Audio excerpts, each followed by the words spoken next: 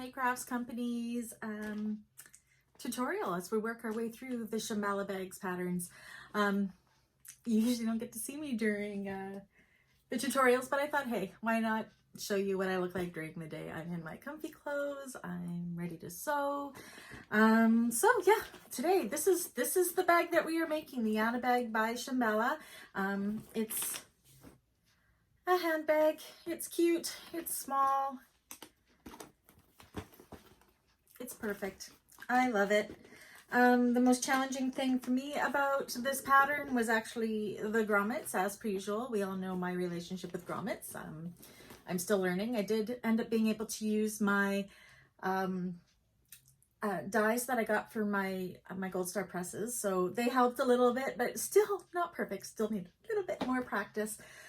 About this bag, what did I use? I used Bayani Soft and Stable as interfacing. I didn't have to use any other kind of interfacing except for maybe a little Peltex behind this kind of thing, because I used waterproof canvas, which I bought at fabricville.ca. The vinyl is from my punk broderie. Oh my gosh, I love this stuff, and I really can't wait for her to start shipping to Canada again, because I mean, I have a lot that I can get through, but I'm addicted to it. I'm in love with it. So we got this cheetah print type thing. I'm just using a black vinyl that I got from Fabricville. All my hardware is from Emmeline Bags. Yeah, not much to say about this. It is great. I did this all on my my Titan machine. I believe my Juki would have handled it just fine. There's nothing that's really thick on this. Seam wise, even the strap isn't that thick because it's only 4 layers that you're going through, I think. Yeah, 4 layers rather than the 6. So it's a very domestic friendly machine. I said the only challenge I had was the grommets, and of course my gateway rings are 1/4 inch too short, so that was a little bit of challenge to get those in as well. As you'll see at the end of the video, I get frustrated and I turn it off that way, but I did manage to get it done once I had a second set of hands to help me out. Yeah, this definitely won't be my last Yanna. I know this has been a much requested video, so I hope this video helps everybody and answers questions. You'll see I've made mistakes in it. This was my first one. I share my mistakes and how I got through them. I hope you appreciate that. So yeah, enjoy this tutorial, and if you have any ways of making things easier that I did, please share them with all of us. We all learn from each other. Don't forget to subscribe to my channel. Give me a thumbs up, hit the bell notifications, so when I have any more tutorials coming up, you are aware of it. And join my Beans, Bags, and Handicrafts Cold Bag Makers group. If you go to it's my business page actually, it's www.facebook.com/beansbag, BEANSBAG.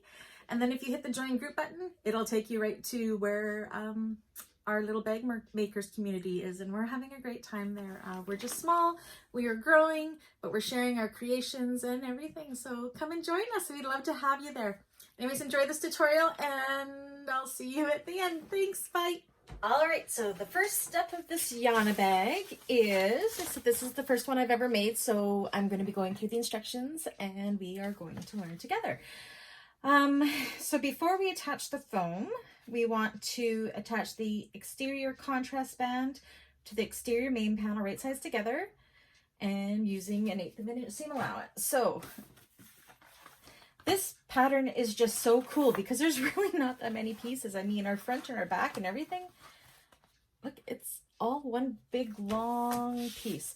So I'm using this amazing vinyl, this cheetah print type vinyl from My Punk Broderie. I'm just loving these vinyls. I'm a little sad right now because she's not shipping to Canada, but I did manage to get a huge order in beforehand, so I'm pretty happy. So that's going to be the main color of our bag, and then this is my exterior contrast band. So we're just going to go along the bottom and clip them right sides together.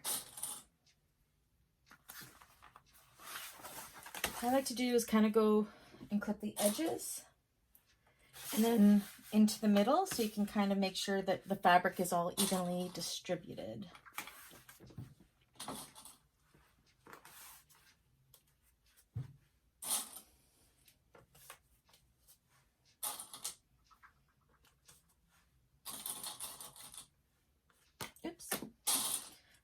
$5 today. Holy moly. And I apologize for my lighting. If it's bad, my ring light crapped out, so I have to order, I don't know if I can get a replacement ring light for my stand, or if I have to order a new one altogether. So you're going to probably see my head a lot more because I have all these lamps shining down on this. They're not as good as my ring light, but I had to put my camera a little further back. So hopefully you are still able to see everything. Okay, so we have that. So we're going to go down and stitch this with an 1/8 of an inch or a 1/4 of an inch seam allowance, I believe.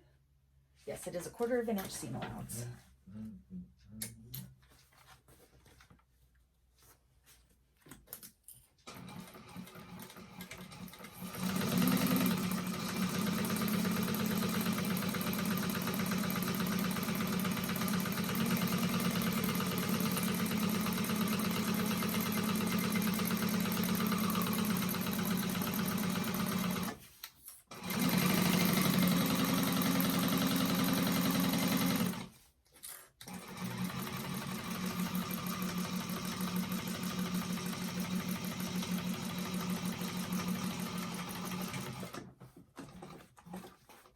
Just as easy as that. And you're going to see a little bit of oil on here. I just oiled my machine. My knee lift is still squeaky. I really have to get my husband to maybe WD-40 it or something because the oil I use just isn't doing it. Okay. So now we want to top stitch. So we want our seam here to be facing this way because we want it to go under our contrast band. Now, if you're using cotton, you can definitely press this. I am using vinyl, so I cannot, so I'm going to have to finger press it and make sure that my seam is facing down this way towards the contrast band. Again, ignore the oil, that'll come off. Okay, and so we are going to top stitch that on the side of the contrast band, that is. With an 1/8 of an inch. Actually, I'm gonna go this way. So make sure it's all pushed down. You could probably use a little bit of double-sided tape or some glue if you wanted to hold that down. I'm just going to put it into place as I go.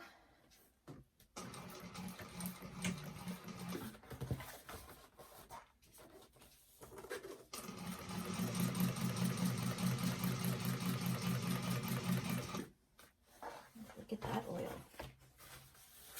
Again, this is just because I just oiled my machine.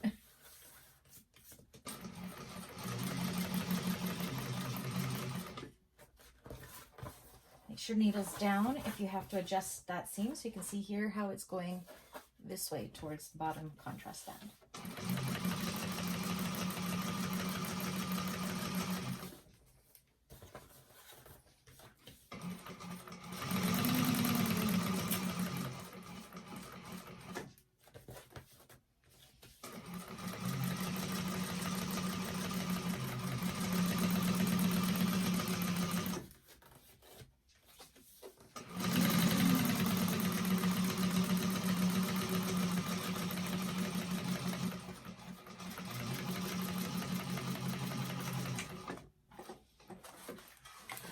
Very long piece.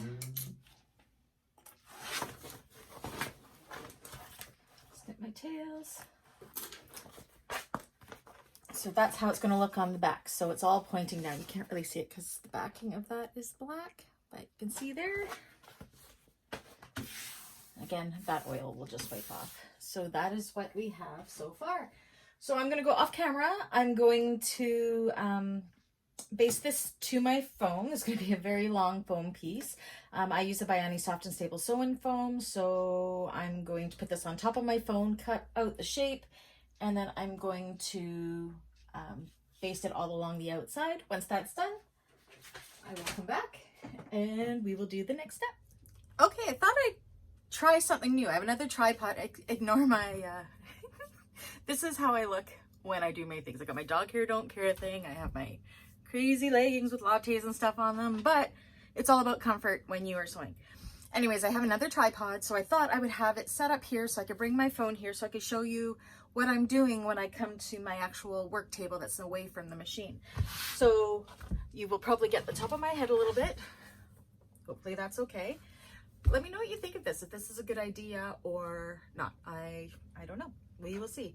So I have I cut a big piece of my Bionic softness table. I buy it on a huge roll. It's like $500. I buy it in bulk. So what I do, I never pre-cut my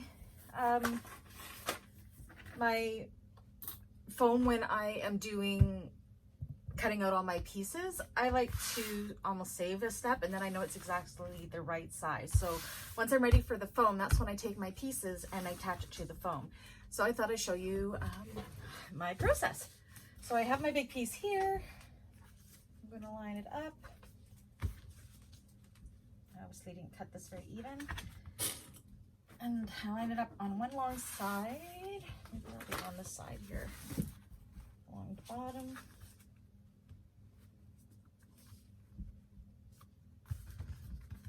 I mean, you could baste this if you wanted to with the basting spray.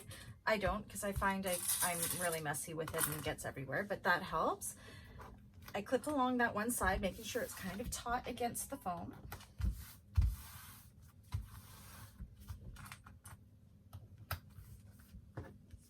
Again, I apologize if the lighting's bad in here. I'm in my laundry room hallway is where my workstation is, because my sewing studio is full of sewing machines and it's not a very big space. So I try to do a lot of my work out here.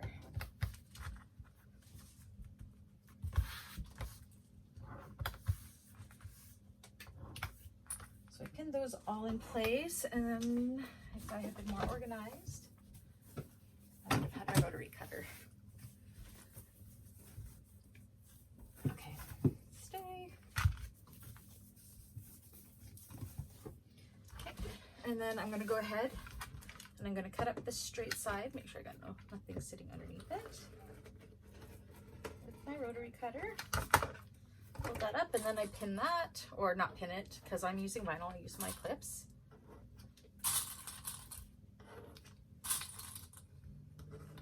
And then I'm going to do the same on the other side, kind of make sure it's all lying flat and taut.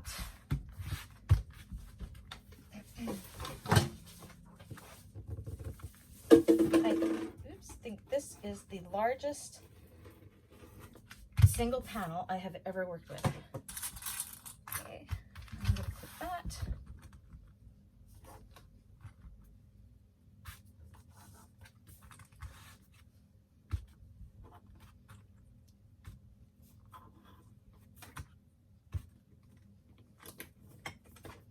So, again, I could have cut this a little bit smaller, but that's okay.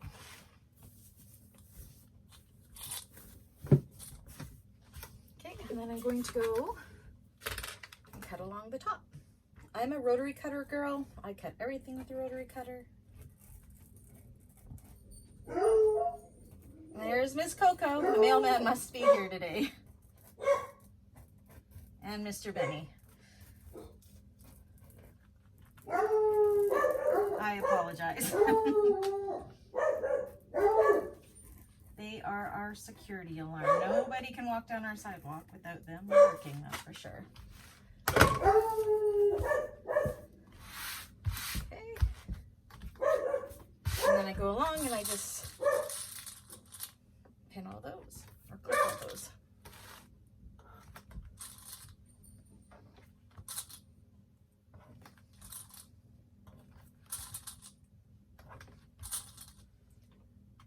My table's not shaking too much. Again, let me know what you think of this angle. I think, I don't know if it's too high or, but I think it's the only way I can show off all this is to have it that high.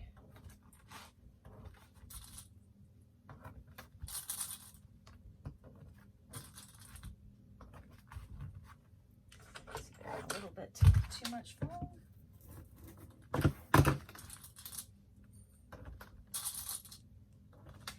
And that's how I cut my foam to match my shape exactly. Now in the pattern, it does call for the foam to be outside of the seam allowance. I said I'm on an industrial machine, so I don't worry about that. I just do it all the way around. My Juki 2010Q, I did the same thing. It could handle the bulk of all that, so I never worried about that. If you're keeping it out of the seam allowance, you're going to want to use some glue or some adhesive, or even one-sided fusible foam. I don't like to use the fusible foam because I find when I turn it, it gets all wrinkly and crinkly. I prefer the sew-in stuff myself. You could also use Decoville Light. If you don't want a lofty bag, you could do Decoville Light and fuse it so it's outside of that seam allowance. Okay, so we have this, and then this aside, we also need to cut the bottom foam. So I have my bottom piece here, and I'm going to do it just the same way. I think I'm going to use up this piece here. That fit there? Yeah. Okay. And again, just where I can match up a straight edge with that foam that matches, I just put a couple clips there. Make sure it's nice and taut. This one I'm actually just going to hold into place because it's pretty small and easy.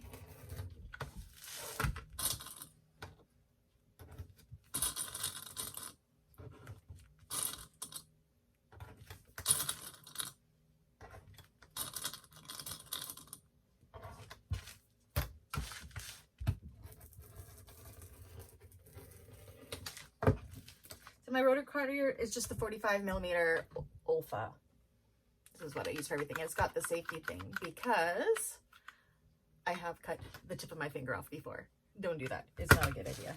I couldn't sew for 3 months, or 2.5 months or so. It's terrible.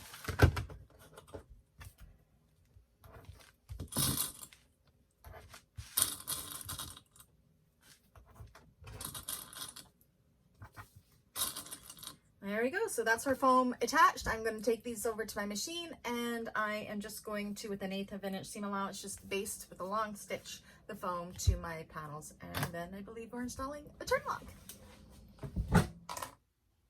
Okay, now we are going to install the male part. I'm hoping that my gold matches this enough.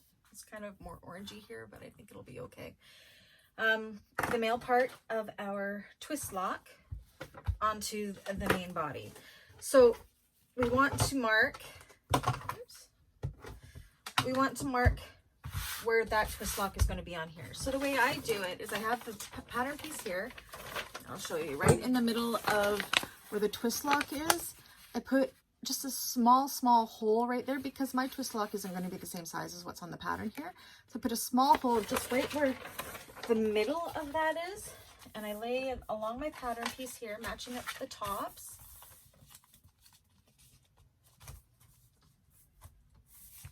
I'm trying to find the middle of the bag.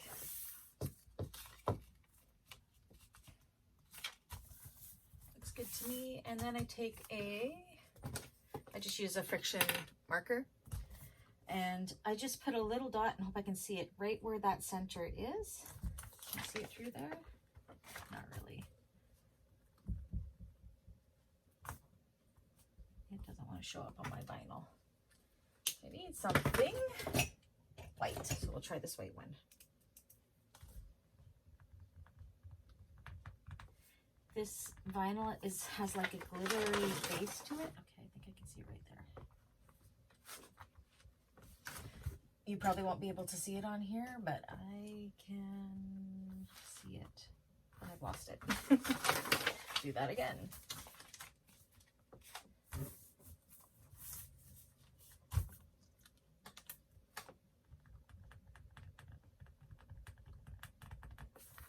See that one? I can see that one. Right there. Okay, so then what I like to do is just make sure it's going to be nice and straight and go in the middle of that. So I kind of just use my ruler and line a mark up with this panel to the center of that, just so I'll be able to do it. See how straight it can go.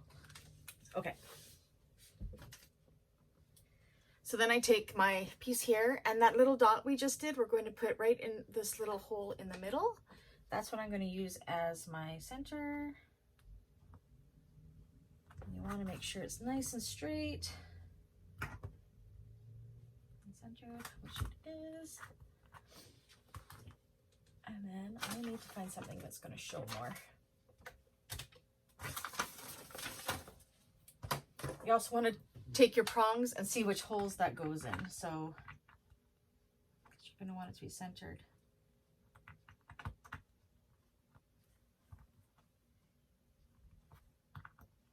Looks like I'm using those two. So just mark where you're going to be cutting. And I'm using an ink pen now. I still can't see it. My vinyl is challenging me today. I just want to mark where it is. There we go, that's better. Chalk for the win. Okay. And then I'm just going to take my little X-Acto knife and I'm going to cut my holes right along those slits that we just drew.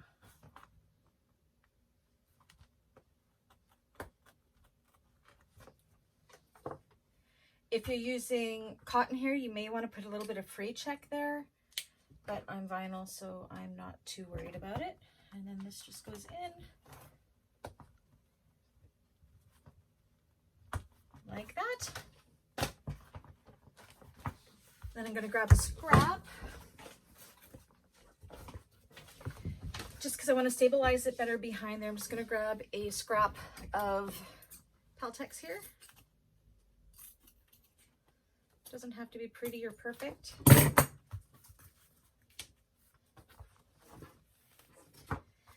And I'm going to go ahead and cut my holes. Oh my gosh, I am unorganized. I just be careful not to cut your fingers, but just where you're going to, where those prongs went through, you do the same thing on the Peltex. Flip this over. Peltex on like this. Put your washer on like this. Make sure it's nice and straight. These are always a little bit awkward. And then I push them down to the center like this. And before I do it too tight, I make sure that I like how it's placed on here, that it is nice and straight. And I think I've done a not too bad of a job. Just like that. Push her down. And then what I also like to do once that's done for a little more stability is I just take some Gorilla Tape or some duct tape. And it also protects the lining against the middle of this.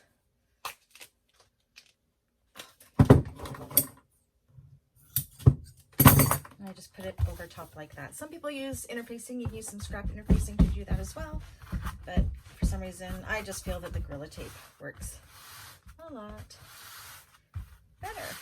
Okay, so then what the next step is I'm going to actually do it on this side because I was having such a hard time marking on that other side, is we have to mark where our grommets are going to go. So again, what I have done is on the pattern, I put a little hole just right in the middle of each of those grommet marks. I'm going to lay that down like this, matching up my sides, and I'm just going to put a little circle in the circle of those grommet marks so I know where I am going to be placing my grommets. I'm a little scared of grommets. I am going to attempt to use my dies that I got from my presses, so hopefully that will work. I'm not going to do that on camera because I may struggle with it, but if I'm successful, I may come back and do it for you. You will see. Okay, so I believe the next step is, thanks for all the bed, please. Okay, I'm wrong. You have to put those marks on the other side because we're not going to be cutting them just yet. So, which is a challenge with, see, even I get challenged. It's a challenge with this. How do I want to do this? I'm actually, because I can't see with my vinyl, I'm actually going to take my punch and I'm going to punch into the middle of where those will go, and that'll be my guide for future. I don't know if this is a good idea or not, but it's the only way I'm going to be able to see it on my vinyl. So I'm going to go ahead, as you can see, I've just put, where is it? Just a little hole right there. And that's going to be my guide, what the center of the grommet is going to be for when we have to put them in once the lining and everything is in. So I'm going to go ahead and I'm going to mark where those other grommets are, and then we're going to go to the machine and do the next step. Okay, so I went ahead and installed my nameplate there as well. So the next step is, this is where it's a little bit tricky, especially when we get to the top stitching part, but we should be fine. We want to fold it in half this way and match these two sides together, so the two short sides. Now what's very important is to make sure our contrast bands match up perfect. If you see, you can't really see because my light is so bad. So see these black, where my black vinyl is, I want those to be matched perfectly, otherwise there will be a jump. We want it to be completely continuous. So I'm going to start there, making sure those are matched up somewhat perfect, like that. Hope that's good. And I'm going to put extra clips there just to make sure that that doesn't shift at all. Just like that. And then go ahead, I'm going to do this side here.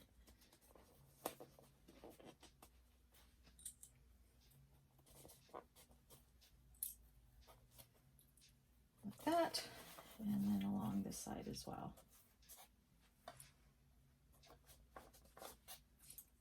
And we are going to sew that seam with a 1/2 inch seam allowance. So the rest of the pattern calls for a 1/4 inch, but this one is a 1/2 inch. And I have that marked here with my washi tape. I'm just going to double check that this is definitely a 1/2 inch. So there's my needles there. Yeah, it's a 1/2 inch. So because I don't have any markings on my needle plate here, I use the washi tape to mark out where my seams are when I'm not sure. Okay. Back stitch all the way down.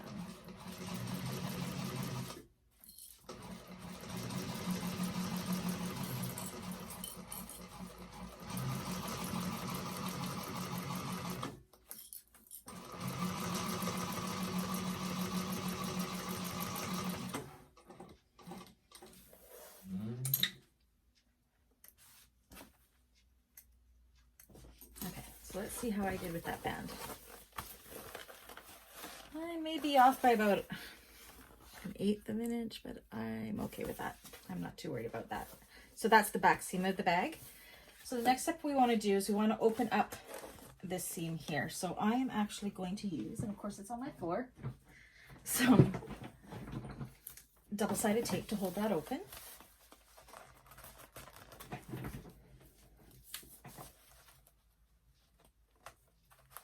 You can use some fabric tack or Dritz Wash Away Wonder tape or whatever you want here as well.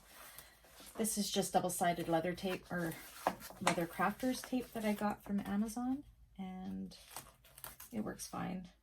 My industrial machine can handle it. I wouldn't use it on my domestic though.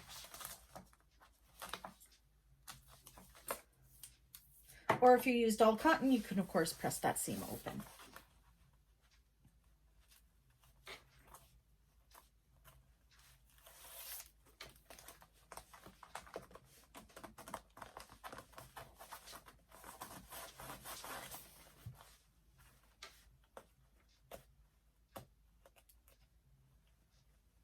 So this bag really only has the one seam that's right in the back. That's kind of cool.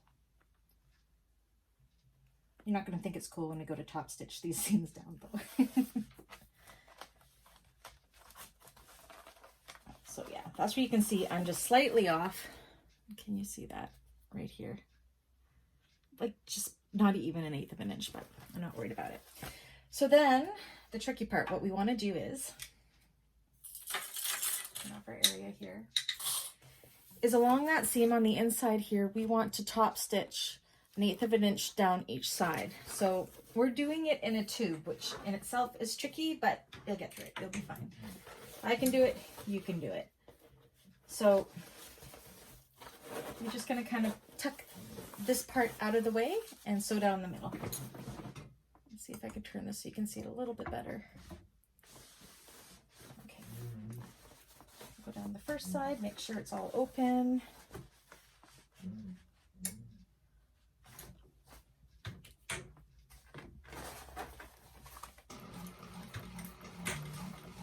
And go nice and slow because this will be visible. Again, working from in a tube from the inside of the bag. You have to just make sure your needle is down and just move everything down and out of the way like this.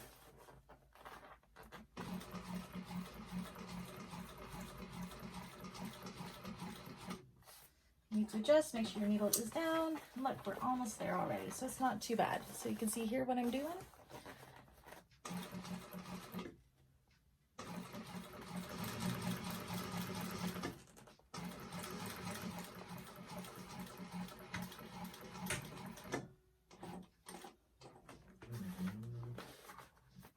Careful that your needle does not scrape up your vinyl.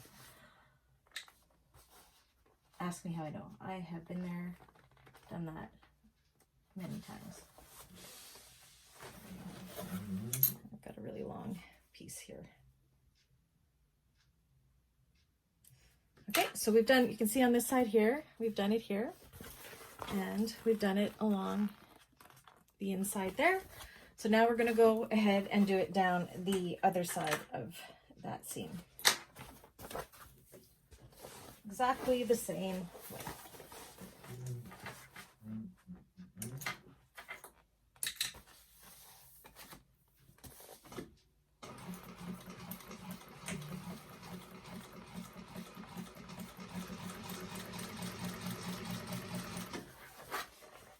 Making sure that that seam has stayed pushed over.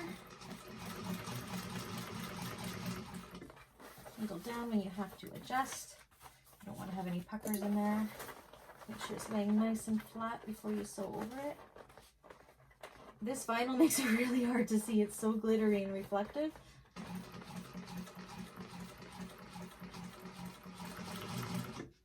Worth it though, it's gorgeous.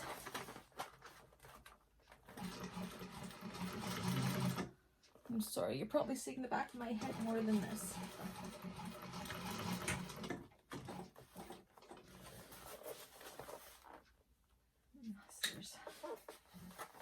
Watch your needle doesn't get your vinyl or your cloth. You'd hate for it to put a hole in it. So be very careful when you're pulling it back through.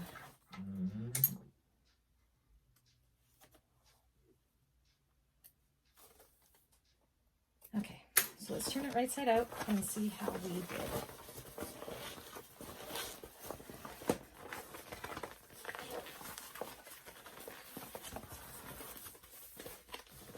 It's almost the whole exterior of the bag. This is kind of amazing. So you can kind of see how it's taking that shape on.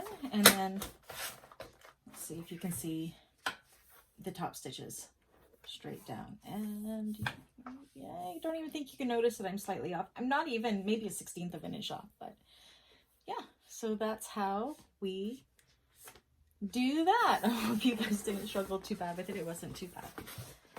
Okay, so now I just got to go see what the next step of this bag is. Okay, so now we are preparing our piece for the other part of our twist lock. So what we want to do is take our two contrast pieces for our twist lock.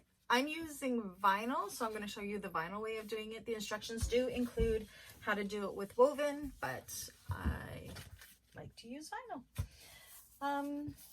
So what we're going to do is we're going to take these two pieces and we are going to glue or double-sided tape, whatever you want to do together.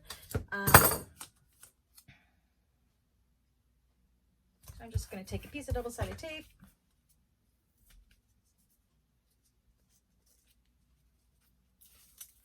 and I'm going to tape these together, wrong sides together, matching them up best I can.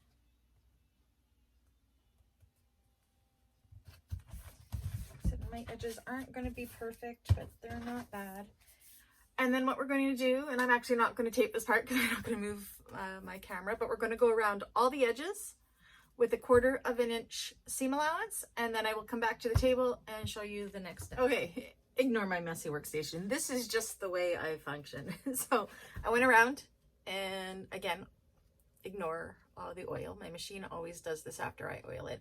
So now that we've attached these with a 1/4 inch seam allowance, what we want to do is just trim these down to an 1/8 of an inch seam allowance. So what I do is I like to take my ruler and I put it at an 1/8 of an inch seam allowance. I mark up my 1/8 of an inch seam allowances on here on the ruler. Oops. Again, I need such better lighting. Okay. Then I take my rotary cutter and I get a really nice straight edge. Like so, and then they're perfectly matched to perfectly even, and I do that along all sides.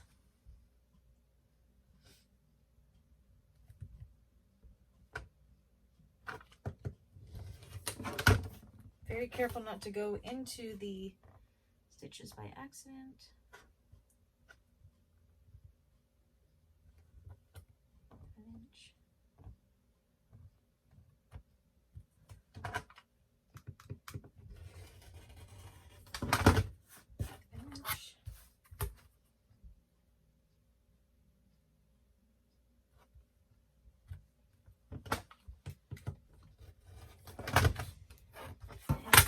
An 1/8 of an inch. So it ends up looking like that. So now what I'm going to do is I actually, because my edges on my vinyl are all white, I don't like that, so I actually use edge coat. I do this with my cork as well, and I paint those sides.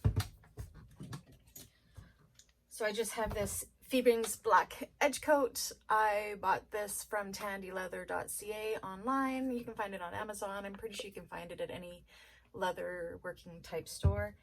And then I also got this at Tandy, and it's just a little, it spins, so you could do the sides. So I will show you how I do those sides. I just got to find some paper to protect my workspace here. Sorry if that's shaking. Said I wasn't prepared to be in this area. I just thought it would be something to try, and I really should have cleaned it up a little better.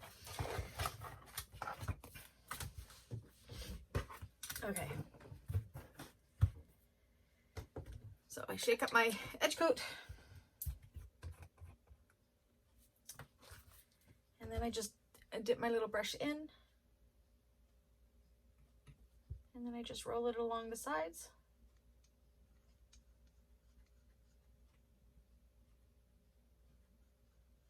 And I do this, I have brown and black. I do this for all my raw vinyl edges. It seals it in a little bit better.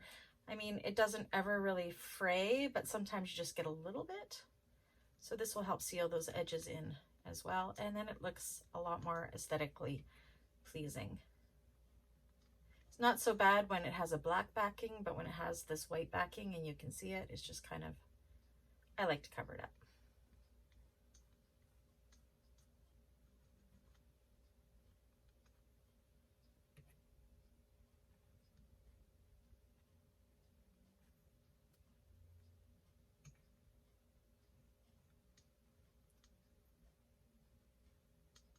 And it's actually really kind of fun. So there you go. You can see how all my edges are no longer visible. So now I'm going to go and wash that brush off, and then we will come back, and I think we're going to install the other part of our thumb lock. Okay, I hope my camera angle makes it so you can see what I'm going to do. So now what we are going to do is we are going to install our twist lock, or the female end of it. So we want it to be centered, and we want it to be 3/8. Double check the measurement is 3/8 of an inch from the bottom of this little twist lock flat piece. So again, I'm going to take my chalk, and that's 3/8. And then I also want to mark the center. So I think this is, my piece is 2 1/4. So I'm going to mark my center at 1 1/8. Put that there, and then I'm just going to make a mark, oops, like that. And then I'm going to take my piece here, and I'm going to set that there, and I want it to look somewhat centered. Not quite there. So I'm just going to measure. This is 3/8 on this side. So not quite. So I'm just going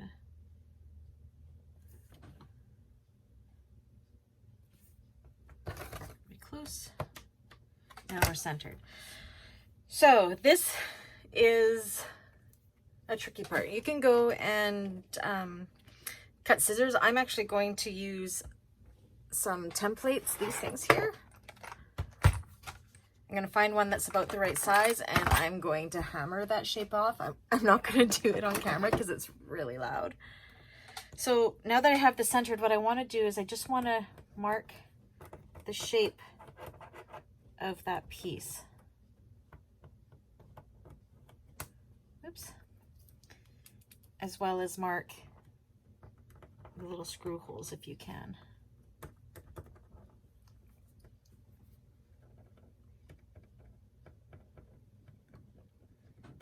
I had a white marking pen, but it ran out of ink, so I'm just using my little pencil thingy here.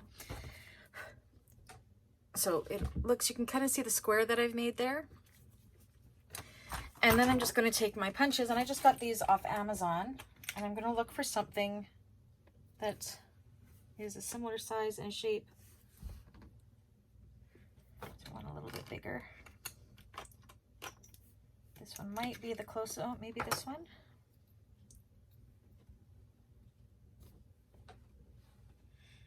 We have a winner. So what I'm going to do is I'm going to take that, I'm going to put it over my mark.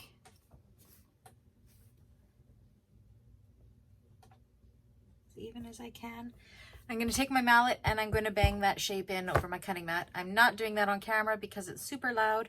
You can also just go and cut it out if you prefer, but this is the way I'm going to do it. Just making sure they're somewhat the same size. All right, so I'm going to do that, and then we'll be back and we will install this. Okay, so I went ahead, you just install this as per manufacturer's instructions. So you have your wrong side that has the screws, and then you will have your right side. So the next step, if you're using vinyl, is we are going to attach this to the back of our main panel.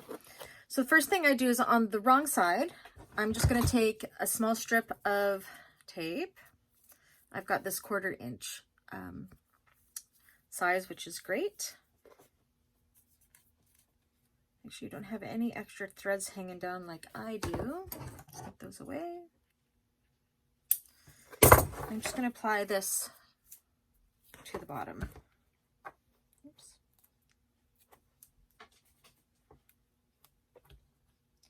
On the wrong side of the flap.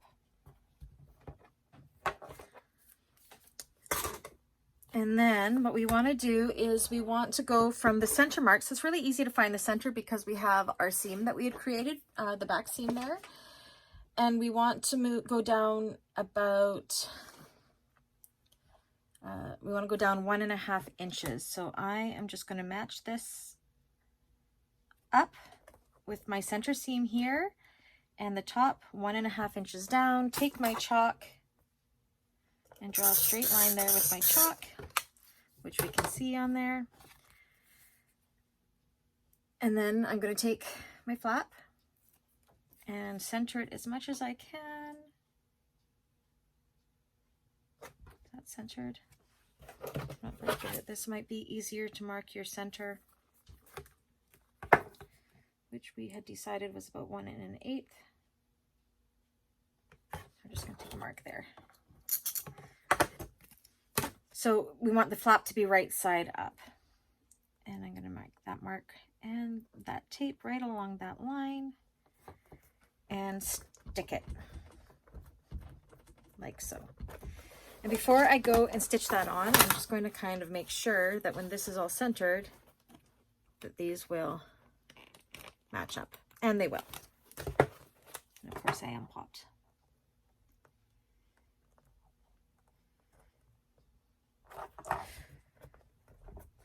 So now what I'm going to do is I'm going to be very careful when I go to my sheen. I'm going to pull this out of the way like this, and I'm going to stitch along this, hold it in place with a 1/4 inch top stitch. And then I'm going to come back and I'm going to put a rivet in each corner. I'm going to do that off camera and come back and show you. Okay, so I decided I was going to show you how I'm going to stitch this in, because it's a little bit confusing with it being a tube. So you want to make sure you're only getting this back panel. So you kind of want to make sure this part is all tucked out of the way. And then you want to make sure it's nice and smooth under here as well on that line. And then we're going to do a 1/4 inch top stitch. I'm actually going to do a little smaller of my top stitch length just because I want it to have really good stability. So 1/4 inch. Make sure your top panel, your front of this panel is out of the way. Back. And all the way across.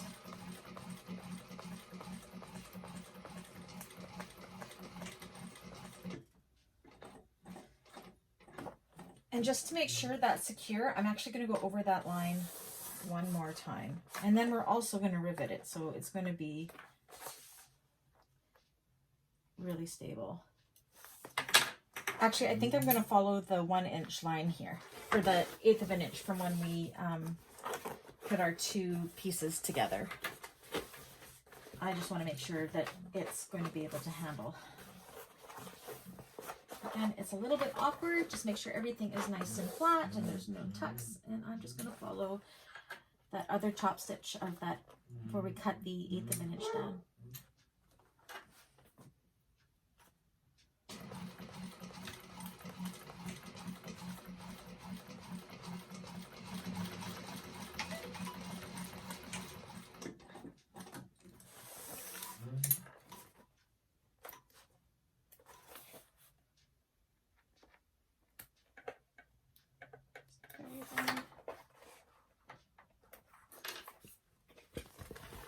That's what it looks like on the inside, and that's what it looks like on the outside. So now I'm just going to go, and in these bottom corners here, I'm going to apply 2 rivets.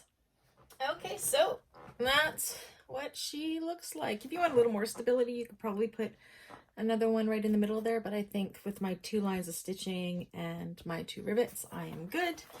And once the seam allowance is down, you can see, get an idea of how pretty this bag is going to be. Doesn't look like it fits because we, of course, this will be down like this and be making a little more room. Okay, so almost done the exterior. Our next step is we have to attach the bottom. Again, ignore the greasiness of my bottom panel because it's oiled from my machine. So what we want to do is we want to mark the centers of each side. So the way I do that is I just fold it together. I got a little overhang here, like so. You can mark it with a pen or whatever. I just like to do a little small clip like that within the seam allowance, mainly because that doesn't wash away or rub away at any point in time, and you won't lose that marking. And then do it on the long side, fold in half, and clip, and on the other side. So my bottom panel, this is what it looks like. Now we need to do the same on here. Now I had already gone ahead and marked the center of my front. So now what I need to do is find the centers of the sides. So I'm going to take my little notch in the front and match it with this back seam because we know that that is center. Like so. And I'm actually going to put a clip in there to hold it in place. And again, fold it flat and just do little snips to mark those 1/4 points.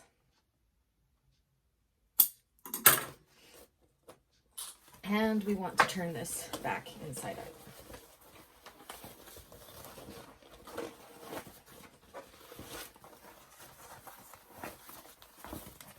Okay.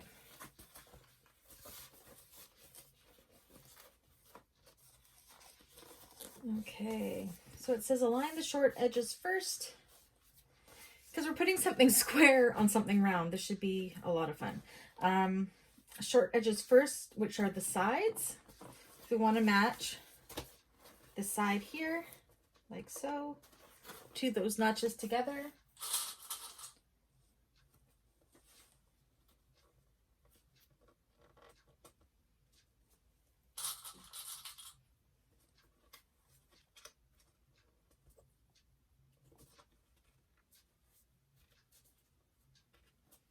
Again, this is going to be a little bit tricky. It's a bucket bag, but again, it's a square bag and a round bag and a square bottom. So I don't know if I've ever made anything like this before. So this should be interesting.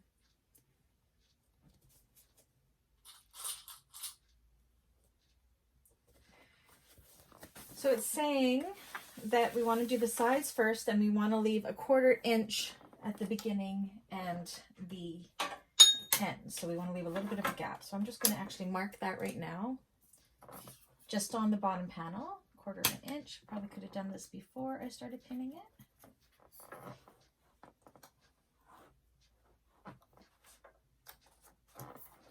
And 1/4 inch.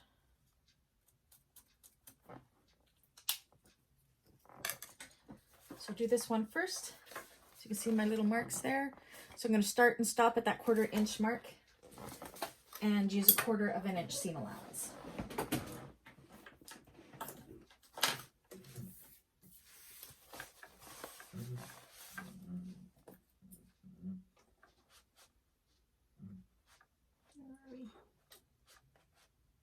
Mark right there.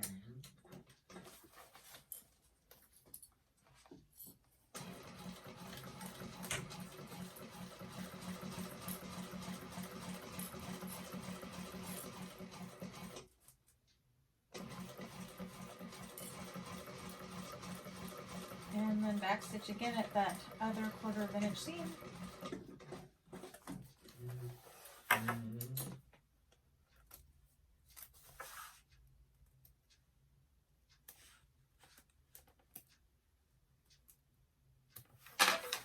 So it looks something like that. And then we're going to do the same with the other short side, making sure we're definitely the side. So the front is where the turn lock is. So we're going to match up our little center marks here again, like this.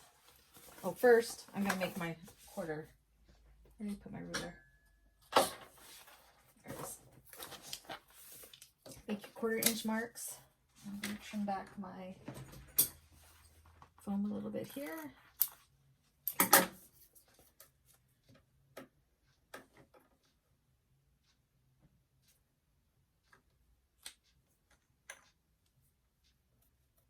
I'm going to make, I'm not sure if we're going to need it. I haven't read far enough in the pattern, but I'm going to actually make my 1/4 inch for both sides here. So I have a feeling we're going to start and stop at that. So doing a Y seam. So yeah, just make a 1/4 inch little box on each of these corners, and it's going to help us in the long run. Like that.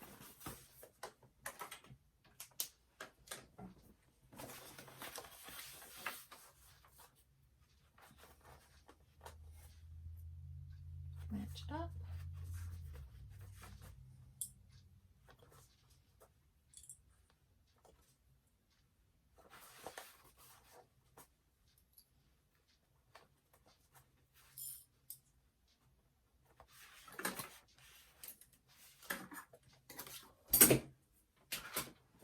All right, and then we are going to sew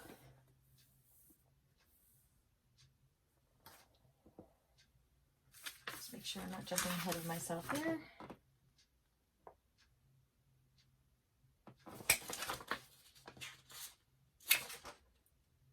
Okay, I am doing it right. Okay, so this is kind of what we are looking at here. So we're going to do this other short side, 1/4 inch, starting and stopping at those lines we created.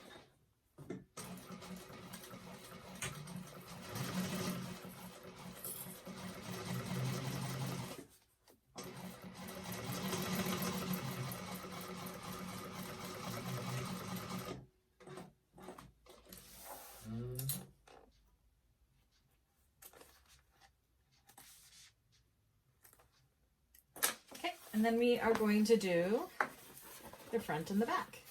So again, tongue-tied, matching up the center seam here from that back seam with the center of our notch there. Everything is so bad.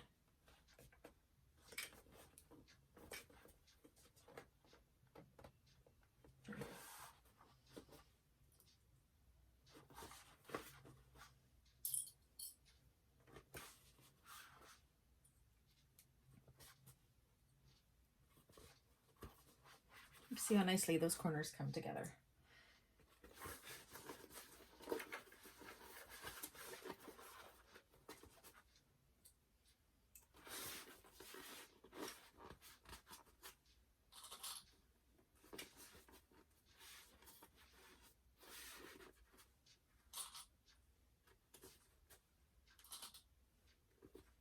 Like so. So see how it's turning into a square? I'm going to go ahead and I'm going to do this side as well.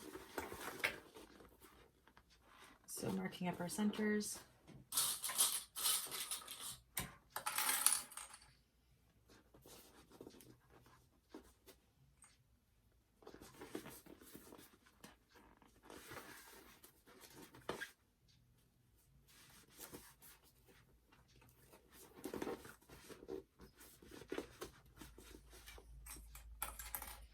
It does feel a little awkward trying to make this into a square piece, but it's all going to work out fine.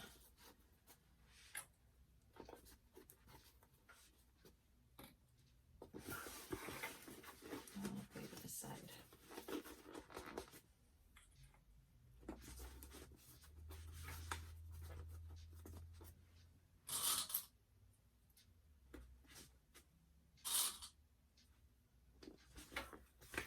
Okay, let me just double check the instructions.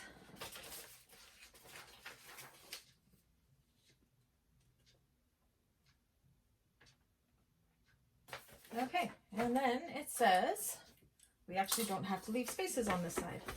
So I'm still going to do it from the inside here. I'm going to kind of press this flat. Make sure there's no creases there.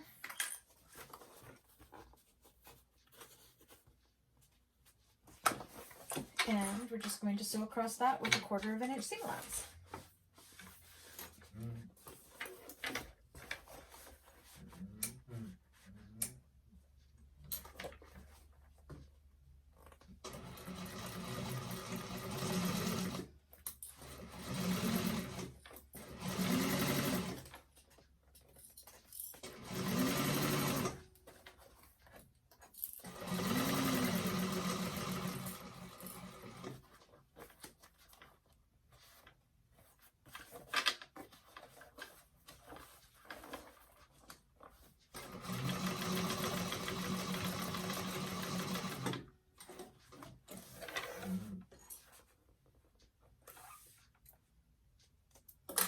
So you do want to make sure, see how they match up here? We want to make sure they match up, otherwise in these little corners, you're going to have a hole. So it looks like I matched it up okay. And then go ahead and do the other side. Pushing it flat, making sure there's no creases.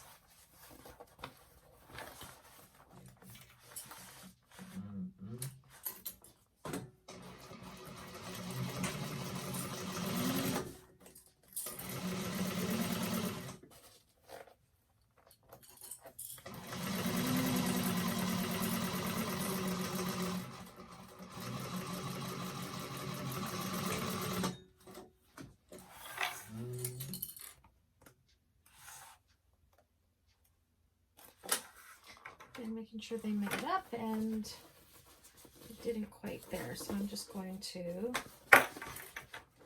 make it happen.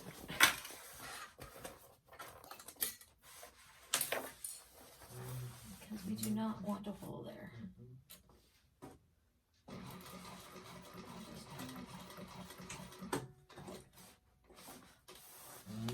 There we go.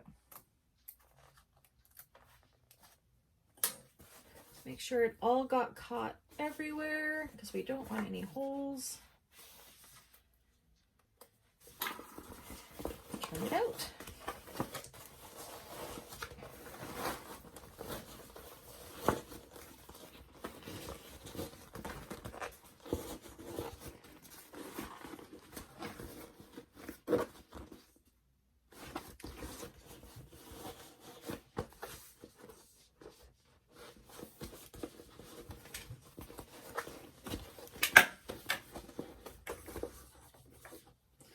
makes for a really cute little seam there. You can see how it goes like that.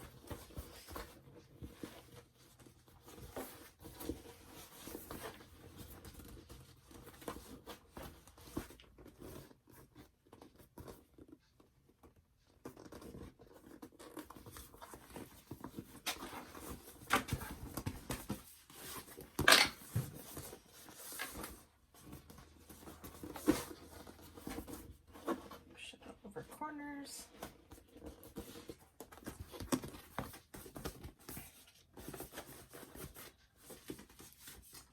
And it's looking pretty good. So I think what will happen is once we get our grommets in there, they're going to go like this, just to check out our shape here.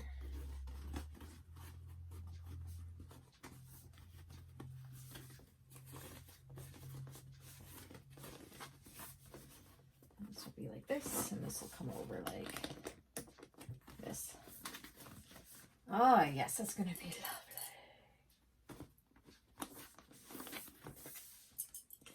So you can see there we have the exterior of the bag pretty much done. So now we are going to start onto the lining. Okay, so I went ahead and I did the first lining panel. This is what it's going to look like.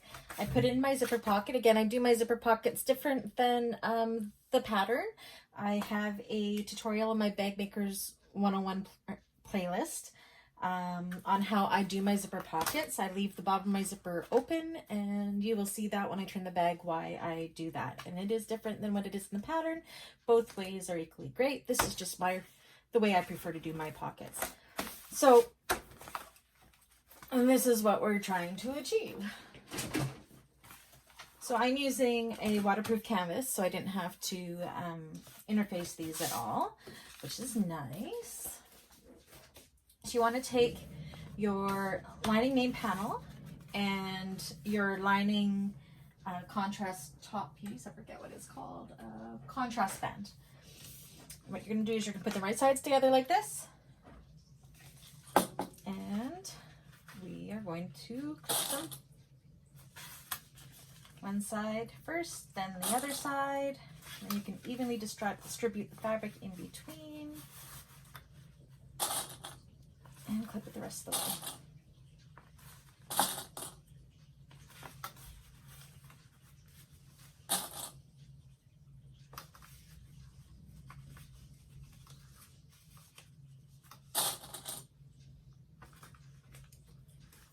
Seam longer, it's not.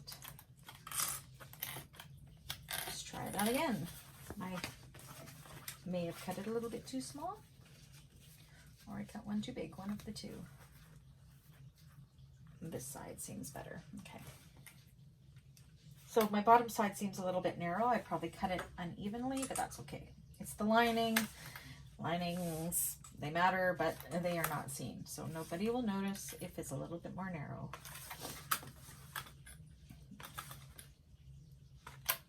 Okay, and then you're going to stitch across that with a 1/4 of an inch seam allowance.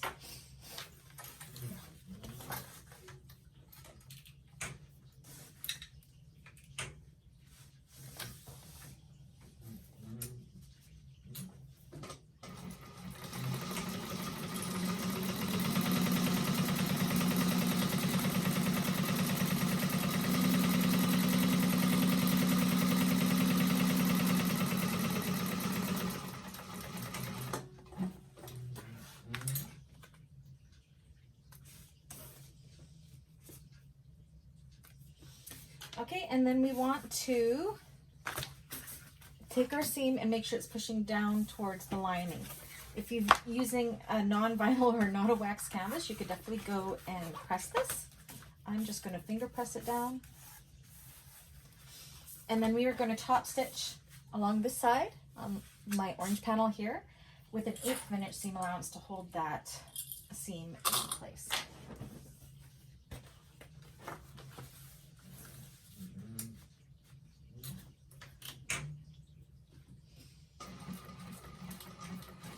I'm just going to feel and pull it along the way.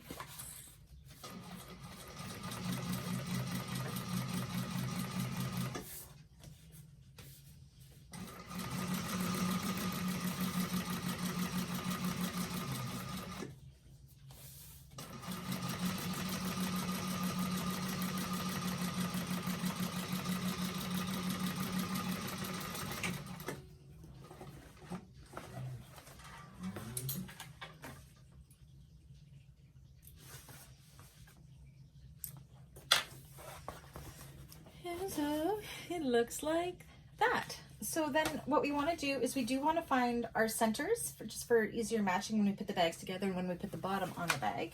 So I'm going to fold it in half right now and take my scissors and just do like we did with the main panels and make little snips to where the center is, and same with on the top.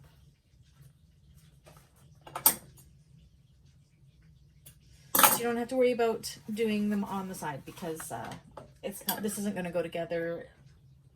Well, I guess it is going to still kind of go together like a loop. We'll see here.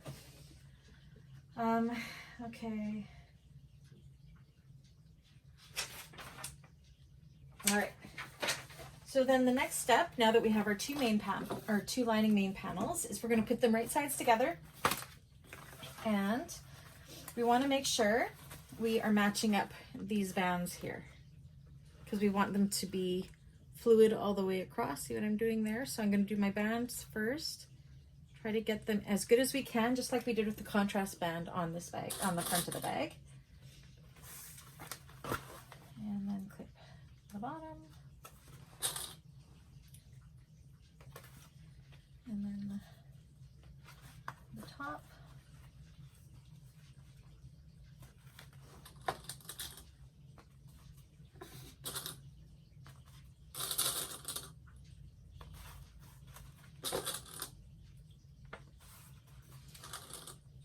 So I'm loving working with this waterproof canvas. Usually I have interfaced cotton, which is nice when you want to design, but for the stability of the bag and not having to use interfacing, it is amazing. I got mine at fabricville.ca, I think it is.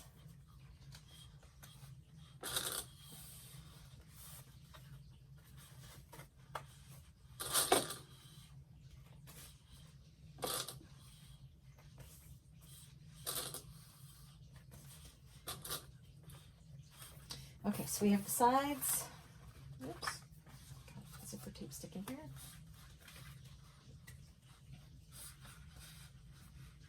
And line those ones up good.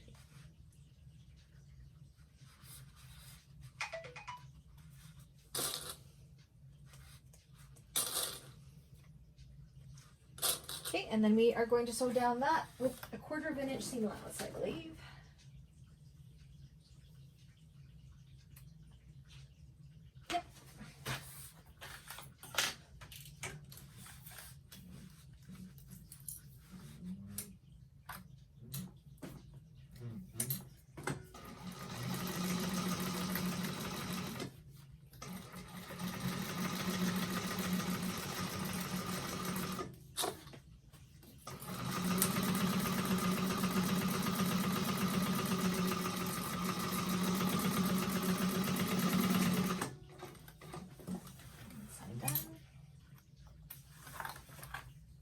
I think that knee lift needs a little, well,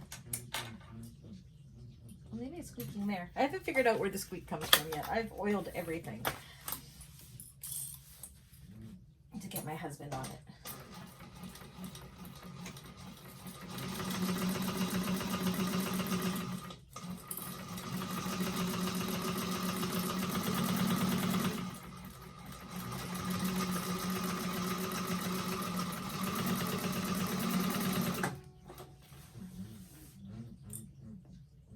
Actually might be in there.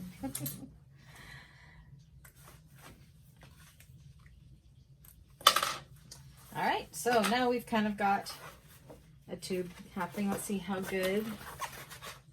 Oh, I did pretty good there. Look at that. That one looks pretty good. They matched up almost perfectly. That makes me happy. Okay. And then go to the next page.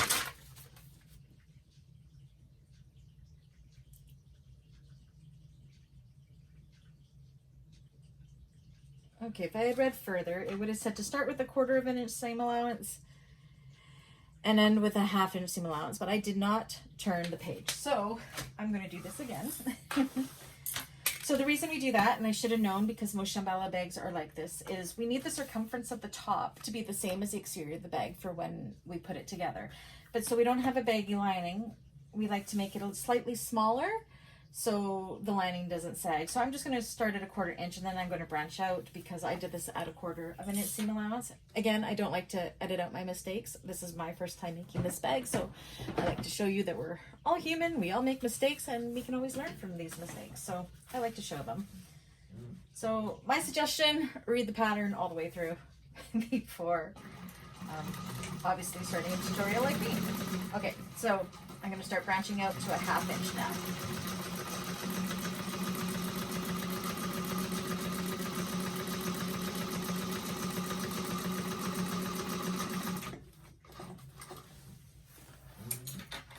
So this actually does show, because you can see how I started with 1/4 of an inch, and you can see my old 1/4 of an inch line here, but I just branched it out, so it's going to make it a little bit smaller of a seam allowance inside the bag. I'm just going to do that the same on the other side. So this mistake at least shows nothing. Nobody will know but me and you guys and whoever watches this video, of course. Okay. Perfect. But it wasn't worth picking those out because, I mean, it's not going to, it may just interfere a little bit with opening up that seam, but yeah, that's okay. All right.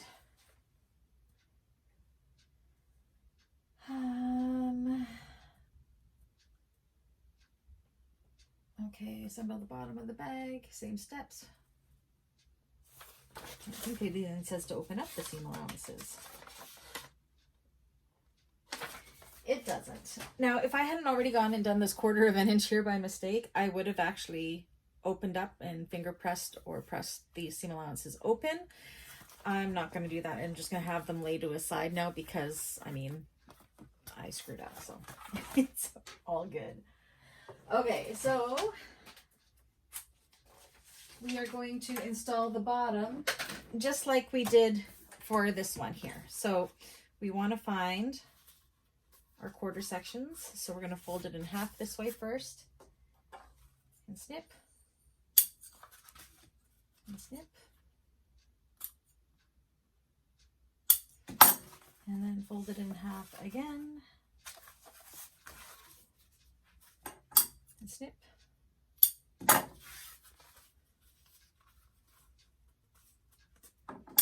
And snip. Okay. So again, we're going to go right sides together. We're going to match the short edge first. We're going to do like we did before. I'm just going to double check.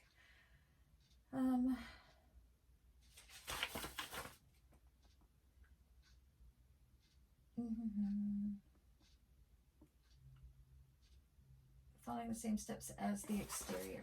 Okay, so we are going to want to put our little 1/4 of an inch marks. I'm going to guesstimate where my 1/4 of an inch mark is here. Actually, I'll do it on the side. I'm going to guess it's about there. About there. I don't know what I did with my ruler. Oh, I'm good. I'm really good. So exactly like we did with the exterior of the bag. So we'll do the sides, stopping at those 1/4 inch marks. And then we'll do the long sides as well. Oh, the difference we are going to do on a long side is we are going to leave a space about 5 inches. I guess that's about 5 inches long on one side, and that's how we're going to turn the bag. So I'm just going to make little marks here so I know to stop and start there. Okay, so we start with the sides of the bag. Now you know that the sides are the side that there's no zipper there. You want, again, we're making something that's somewhat round into something square. I am not pressing my seams open because I messed up as we saw. So I'm just pushing them to one side. My machine shouldn't have an issue with it because it is an industrial, but if you're on a domestic, you probably want to open those seams up. Okay. And clip it.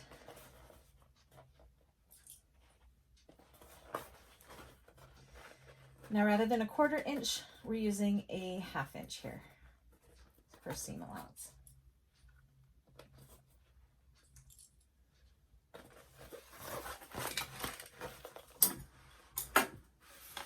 starting and stopping at that 1/4 inch mark there.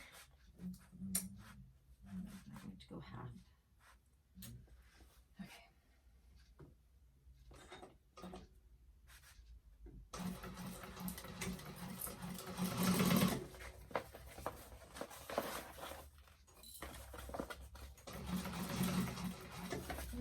Nothing feels on under there. Make sure it's all smooth.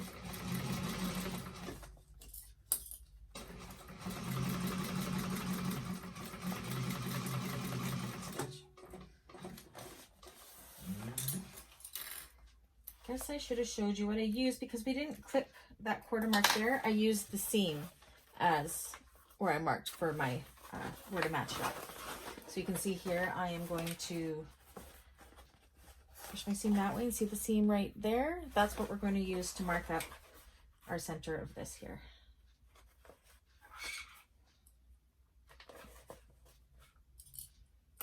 Whoops.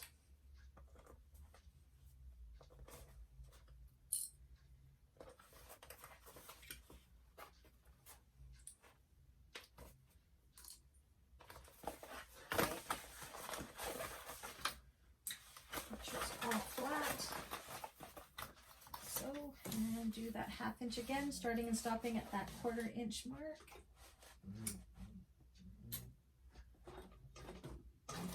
Making sure to back stitch.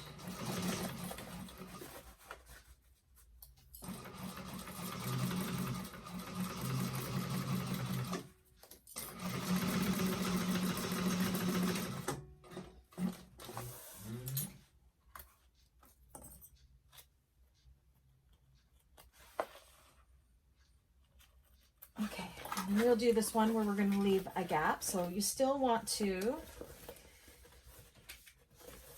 match up that center, but we're not going to be sewing right there. Not right now anyways.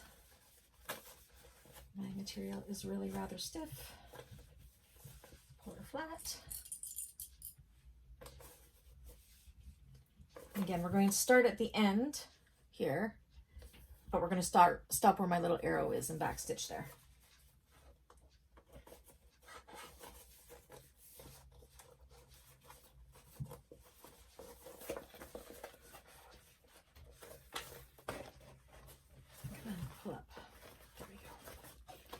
Canvas is a little bit stiff here.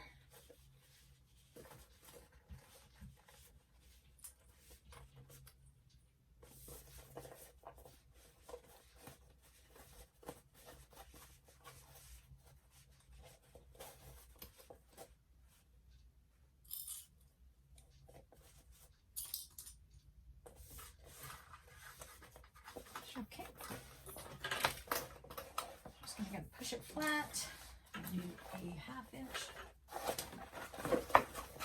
seam allowance still.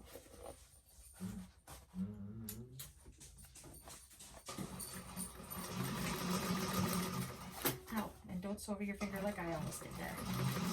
Back stitch at that arrow. Try not to catch anything too bad in there. Go down to the other side where that arrow is. Flat.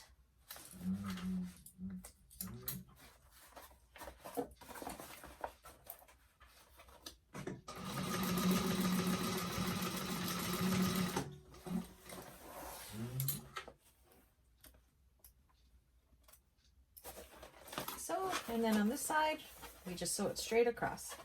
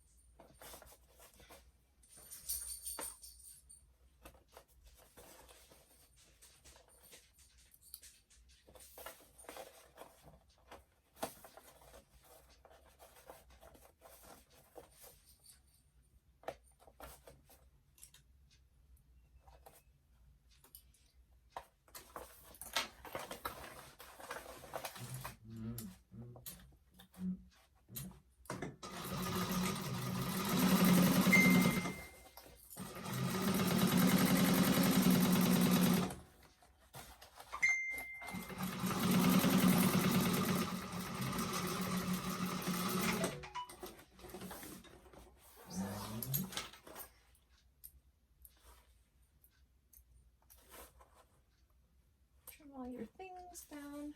I'm terrible at making sure they're all trimmed down.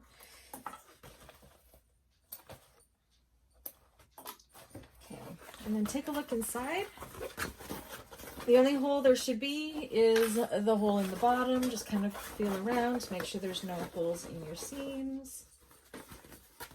And she's looking, you see that pretty square inside. All right, so then we'll be moving on to the next step. I believe we're putting it all together. Okay, now the next step is to put these together. So you want to have your flap, make sure it's hanging down in the back. You don't want it to get caught up into the seam allowance. And we're going to take, you have to decide which of the lining you want to be your front or your back. I like my zipper to be at the back. Now this is something that I did wrong, but it's okay. For the gap in the bag, I prefer it to be opposite the zipper. It's okay, it'll still work. For what I want to do, it's just easier when it's on the other side, but I just noticed that I did that, but that's okay. So take your bag, your exterior, and stuff it in. It's going to feel tight because we did make the lining smaller than the exterior of the bag, but the top is going to be the same. So just squish it in. And then you want to take those center marks that we made and match them all up. So we have, make sure your flap goes inside and is out of the way.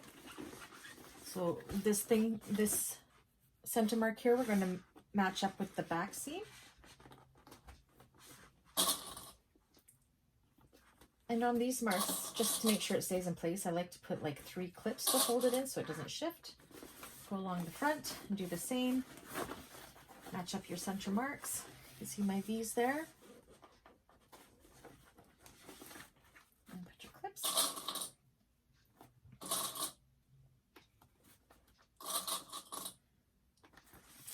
And then on these sides, you can kind of see where the center is because it dips down. And then we have this. This is where, actually I may try to open it up a little bit. If I had done my half inch, actually here, it actually doesn't matter because it would have been a 1/4 of an inch. Excuse me, that I should just not talk. Let's match that up, open up that seam, and put lots of little clips to hold it in place. And again on the other side.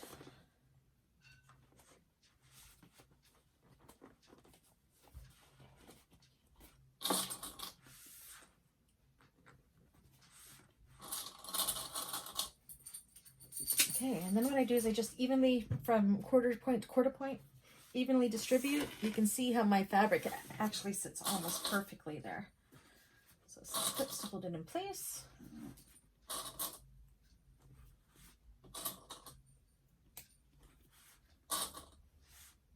Like so. Same with on this side, kind of pull it and see how it all evenly falls into place, which is awesome. That's what we want to see.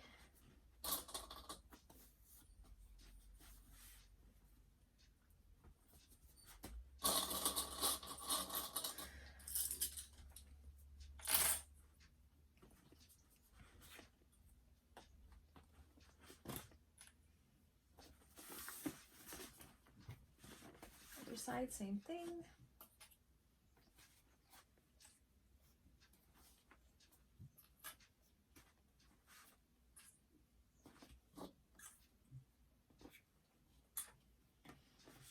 And one last one, just pull it nice and taut. You can see how it all falls so nice. Gotta love it when that happens.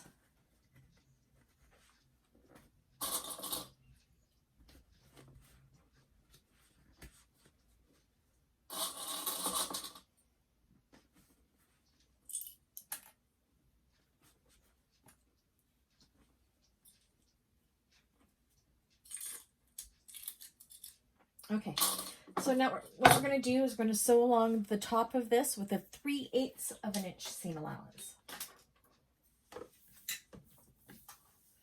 Okay, so what I like to do is I like to sew from the inside of the bag. I just find it a lot easier, and I start at the back.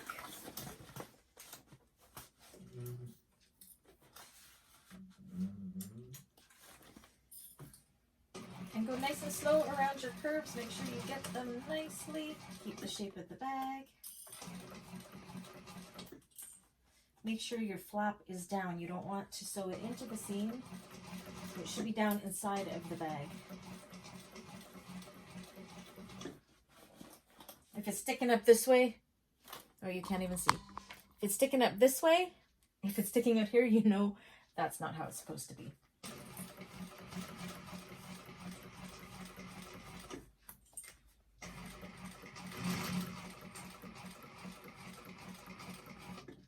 If you need to adjust, make sure your needle is down.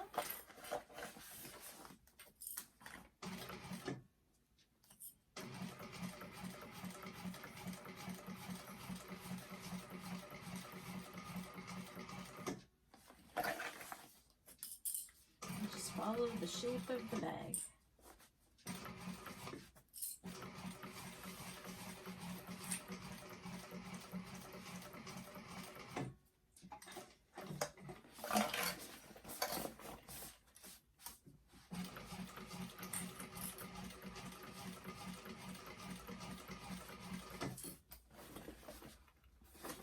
Okay, my camera turned off, so hopefully I didn't lose too much video. I don't think I did.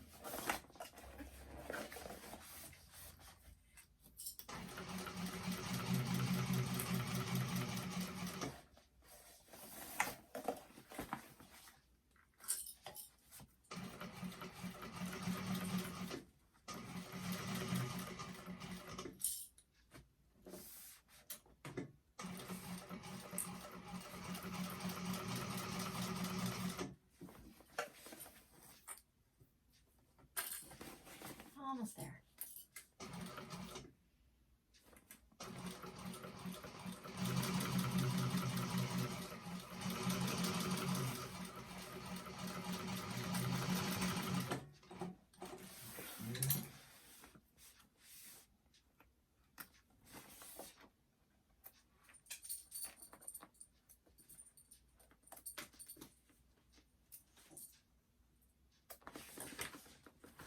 Okay, so then just go around the outside of the bag, double checking that everything was caught on the inside and everything was caught on the outside, and it looks like it was. And then the next step is around these curves, just to take your scissors and just do some little snips just to help it keep that shape. I guess the whole bag is kind of curvy. Making sure that you don't clip into your stitches. You could use pinking shears, but I think my vinyls are just too thick for the pinking shears. Will probably be harder on my hands than anything. So just use my sharp scissors.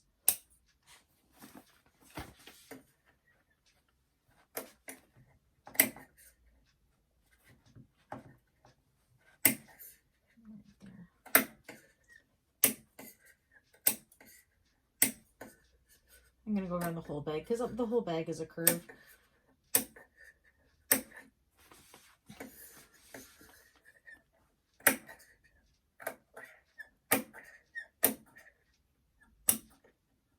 hard on the hands, holy moly.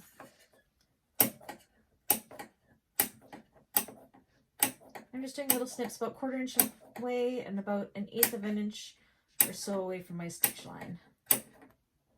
It doesn't have to be accurate, it's just to help keep that shape when we go to press that seam out and do that top stitch. Oh, that's thick.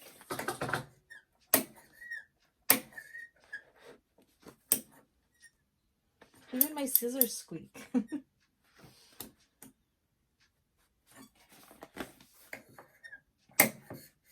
Almost there. Okay, Now the moment of truth, we're going to pull it through the opening in the lining of the bag. This is where you get your arm workout for the day.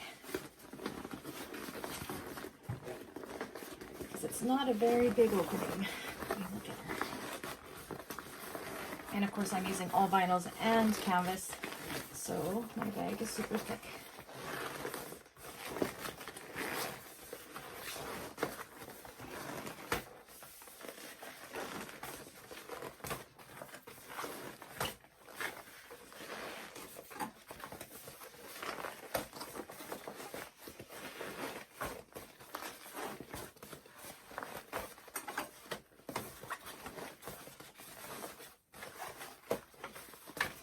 Almost there.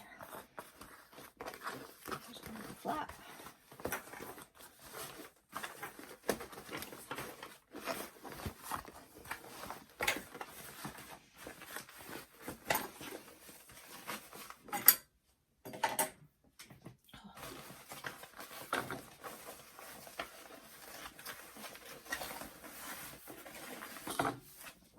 Use those clips.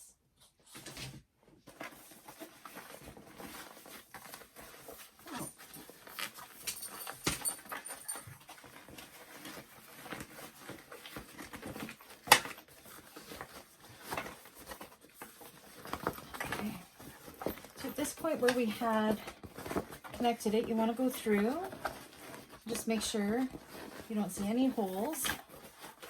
Doesn't look like it. Shut your corners.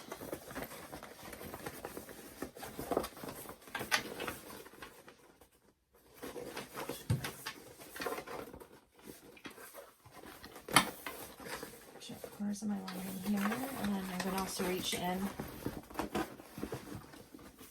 make sure all my corners are pushed out the exterior of the bag, and then we're going to stuff the lining back into the bag.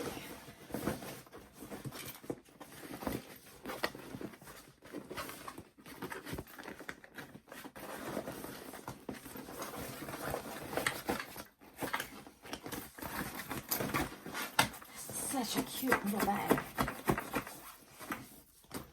Okay, so then what we want to do is kind of want to, if you can, see how these are kind of all stuffed in here? So you want to kind of go in through that bottom opening of the bag and make sure you can push all of those out so that seam is nice. You can try to roll it within your fingers too, but these corners are a little, these rounded corners are a little hard, so remember you can get a finger in there or a chopstick or whatever. So I'm just have my hand inside the bag through that opening. Okay.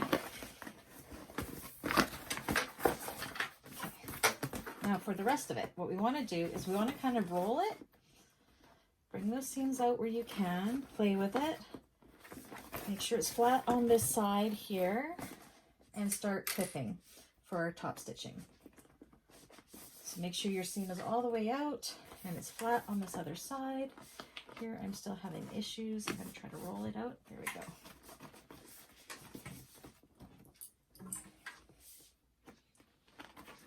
Right here. There we go.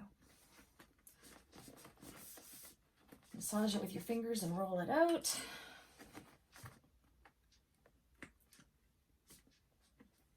Get nice rounded corners.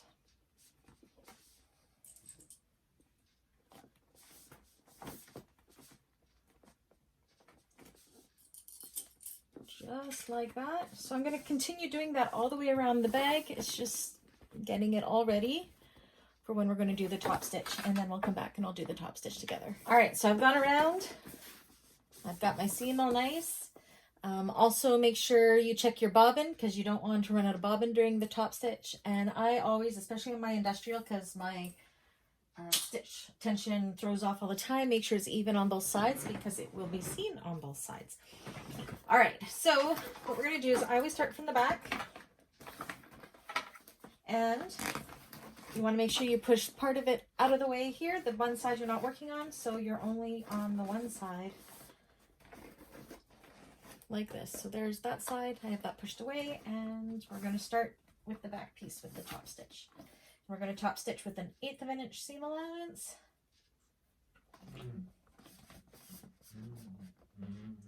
And go nice and slow and make sure everything stays nice and flat and even and no nips, no tucks, nothing. You have to adjust, have your needle down.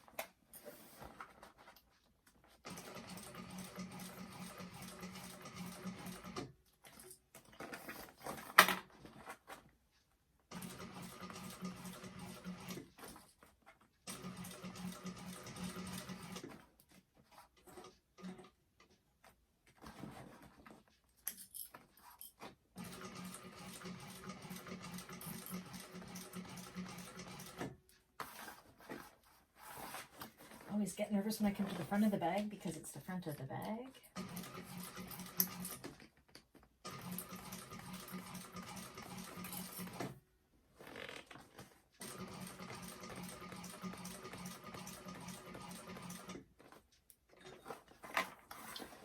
Halfway there.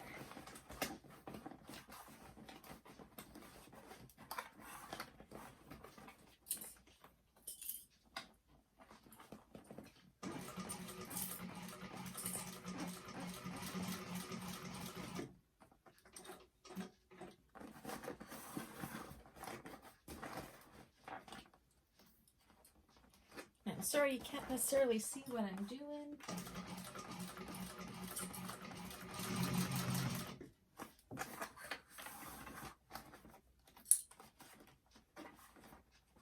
If you find it easier to work from the inside of the bag, you can always turn the bag inside out and do it from there. But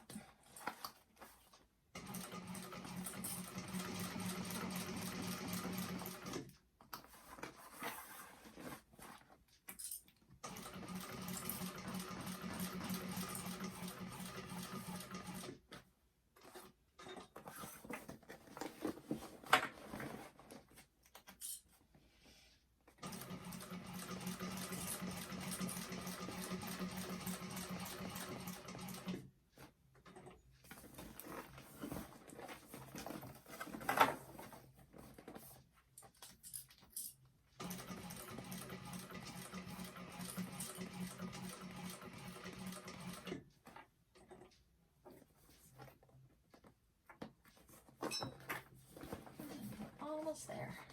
I'm feeling there. Okay.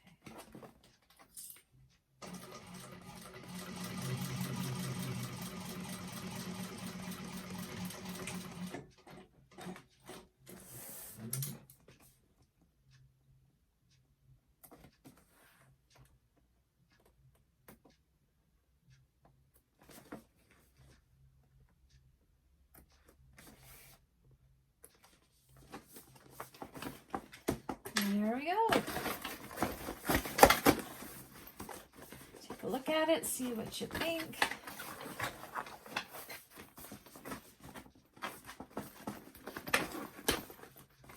think it looks pretty darn good. That's it so far. So once you're satisfied with your top stitching, which the top stitching turned out great. It turned out awesome inside and out. Now we can seal up the bottom of this bag. So this is, if you're doing it like the pattern, you would pull this out, you would kind of fold the raw edges under and top stitch.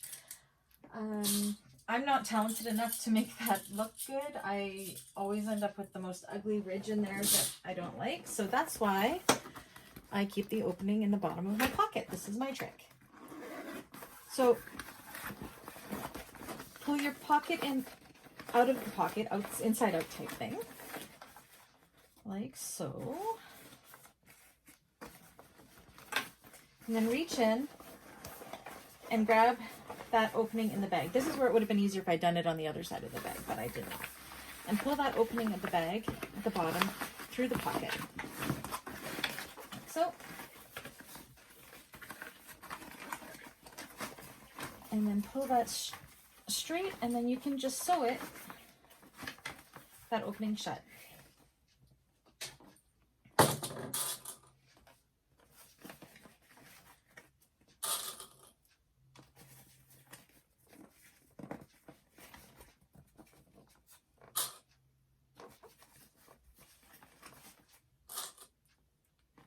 Remember to do it with a 1/2 inch seam allowance, because that's what we did with the bottom of the bag, was a 1/2 inch seam allowance. Okay. And we're going to stitch up the bottom of that bag.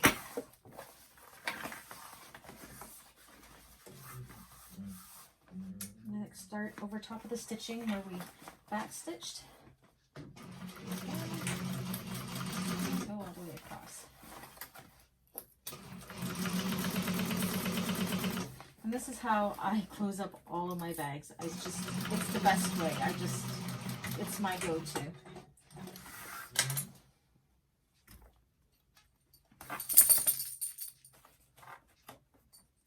Okay, and then you just stuff that back in through the pocket into the bottom of the bag.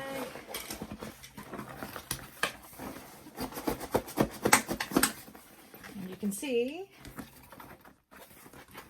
the hole is gone and there's no ridge there. So once that's looking good and you have no holes, take your pocket, and because we folded it under when we made the pocket, we have this nice seam to work with. Maybe not so nice because I couldn't press it because I'm using canvas, waterproof canvas, but the memory is still kind of there. So, and yes, there will be a ridge in the pocket, but do you know what? Nobody sees the bottom of the pocket, so it's all good.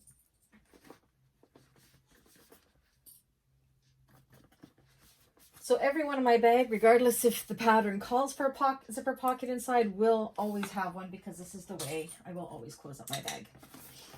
Okay, and sew that pocket shut, just with the top stitch of an 1/8 inch.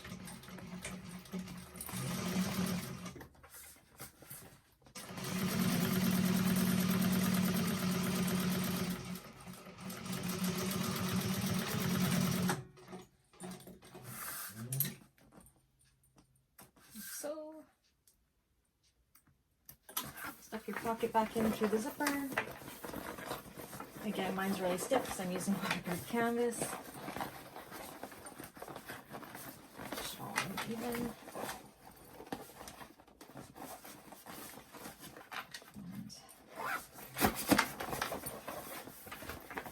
Zip it up.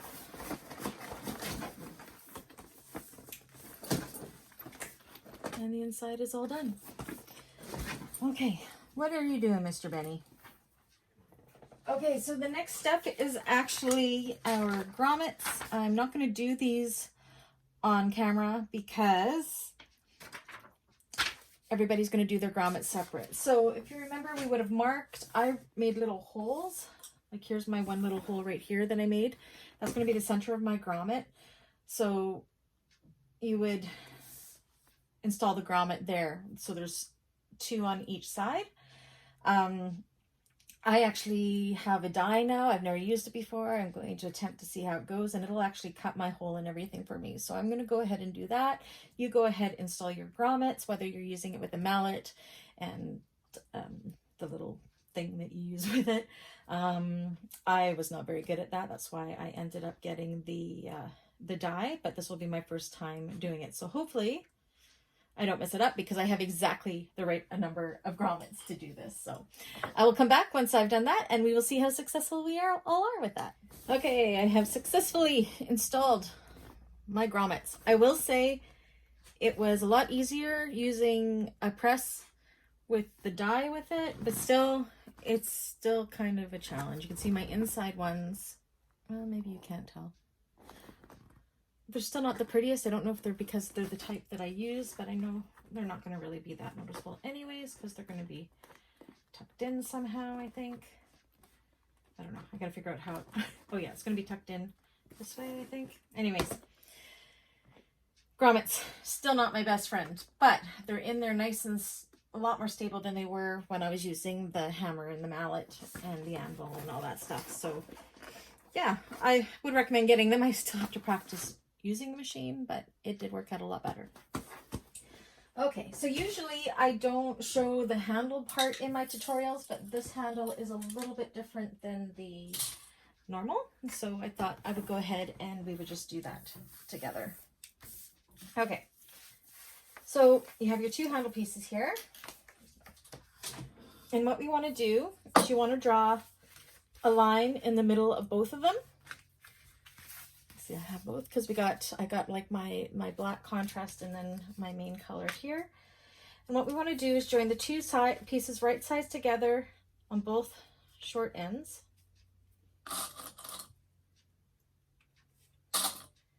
And sew those together with a 1/4 inch seam allowance. So we're going to be making a loop.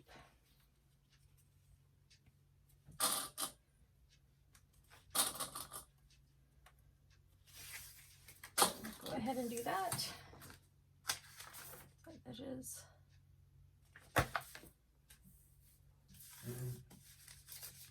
Okay.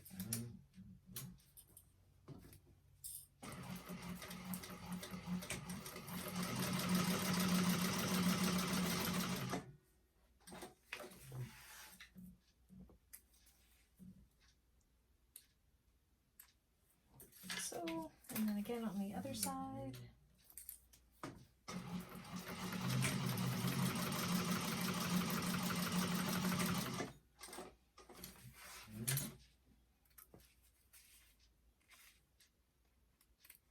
So now we have a big loop. Grab some double-sided tape or some glue, and we are going to press those seams open. I'm just going to put some double-sided tape on either side. I'm using my 1/4 inch double-sided tape. If you use cloth, you can definitely press these, but this is vinyl.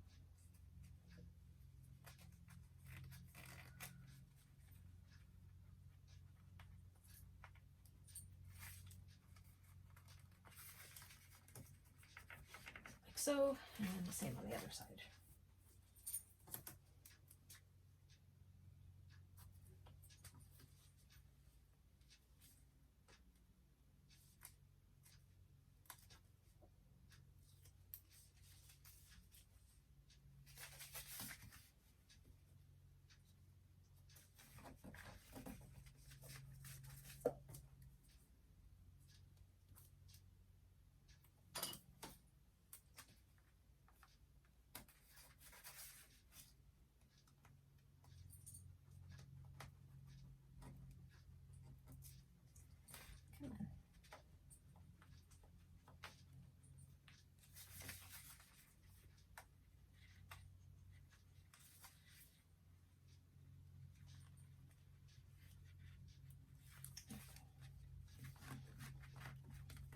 So then you have those seams open on both sides.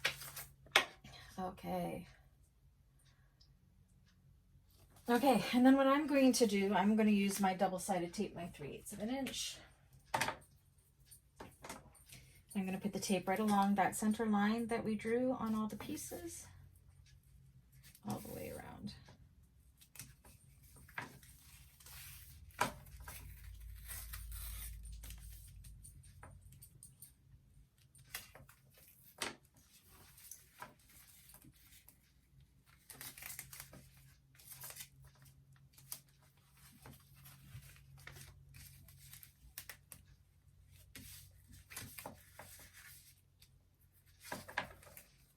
Like so.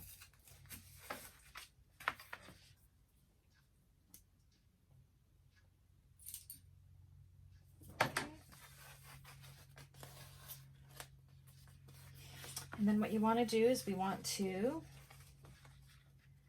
bring all of, just like when we do on our other straps, except for we're only doing it in half, is fold it into the center like this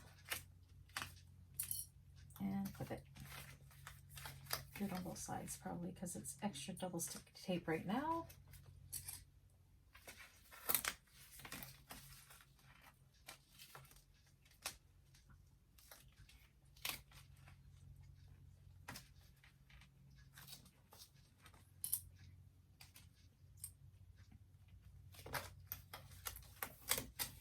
Again, I probably shouldn't have pulled the tape all the way off, but that's okay.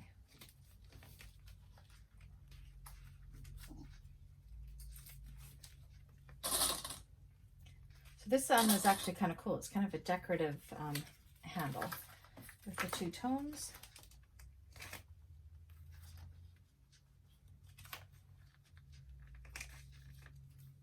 Make sure on these creases that you match up the seams so it looks uniform and good.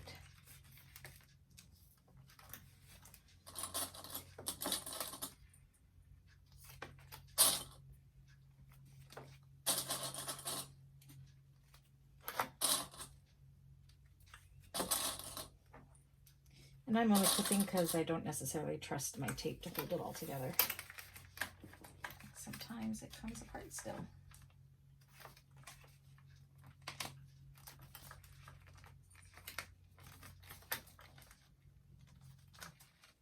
But it definitely makes the job easier if you can use it.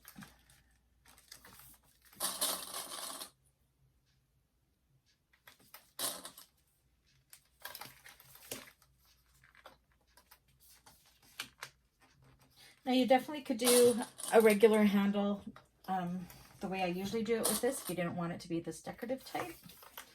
But I thought we'd do something fun today and actually follow the whole pattern this way.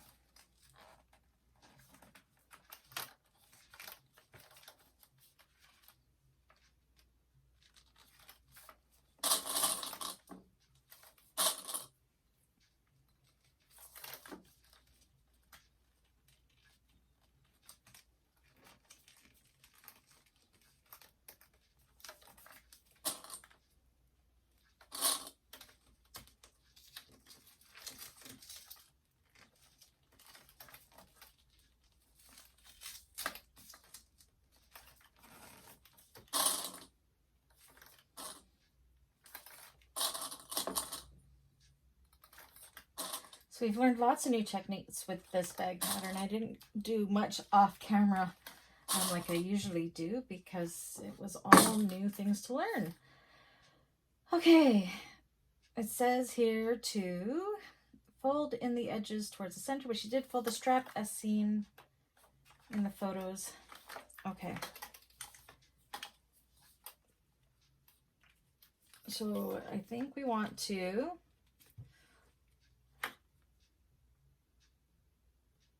fold it in a way. Okay, I see. I'm gonna fold it in half. You want to leave about, how much is that? 1.25 inches, maybe, of what is my leopard print, I would say. And then put the clip like that, hold it together. And this is what's going to encase those raw edges. Oop.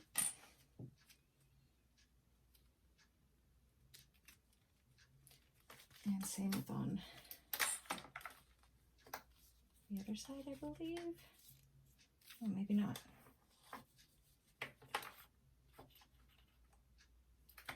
I am not sure. Maybe it might be this way. See, we are learning. Okay. So the longer handle piece is what you want to fold over about 1.25. So in my case, the black, I mixed them up. So the longer piece you're going to fold over. So it's going to be all black on one side and then a little black on this side. And then again on this other side, should be about 1.25. It will not work if you do it with the shorter one like I tried to do. And you're going to match up all your edges. You can see here it's giving us like a double-sided strap.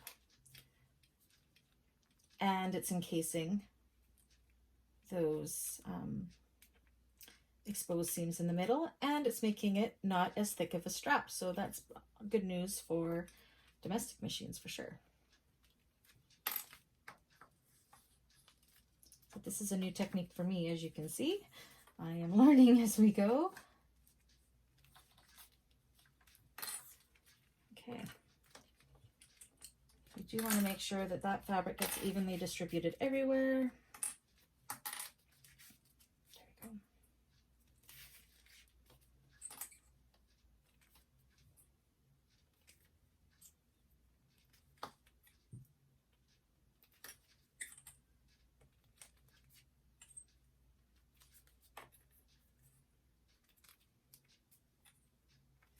like so. So it's a short strap bag. It's not a very long strap bag. And then it says, fold the strap seam and insert the rings at the ends. Okay, so I have to go grab my screwdriver, undo my gateway clips, and what we're going to do is you're going to put the gateway clips in through here and refasten them. So they're going to be inside. I'm going to go ahead and do that off camera because it's in the other room. And you go ahead and do that as well. Okay, I've gone ahead and I've put my gateway rings in there. Be careful with your screws not to do them up too tight because you're going to have to undo them again to attach them to the actual bag. Yeah, I guess another thing you could do with this that might make it even a little bit easier is you could actually use swivel clips instead and just put this in through the grommets of the bag, and then you can just snap the other ones in. I might do that next time because I'm already thinking about how hard that's going to be to get it into the grommets. So now what we're going to do is we're going to top stitch along this line here all the way down and along the bottom of the black line and all the way up with an 1/8 of an inch seam allowance to bring both sides of the straps together.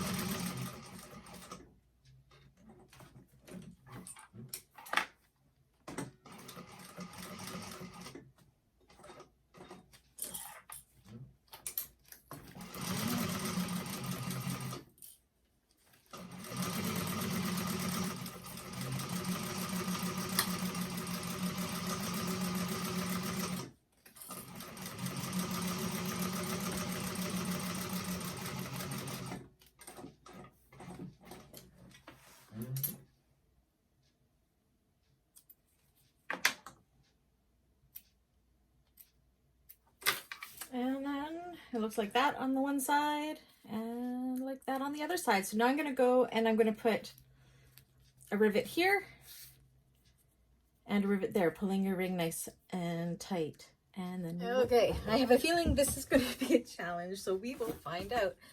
So what the pattern wants us to do is pull our grommets in towards each other and then insert the ring that's on here. So let's try this. I'm going to undo these again, attempting not to lose these screws because that would be bad.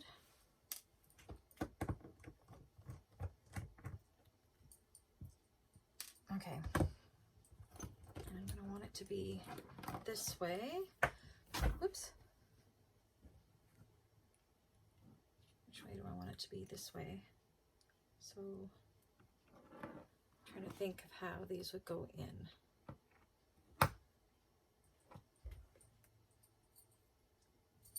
Okay.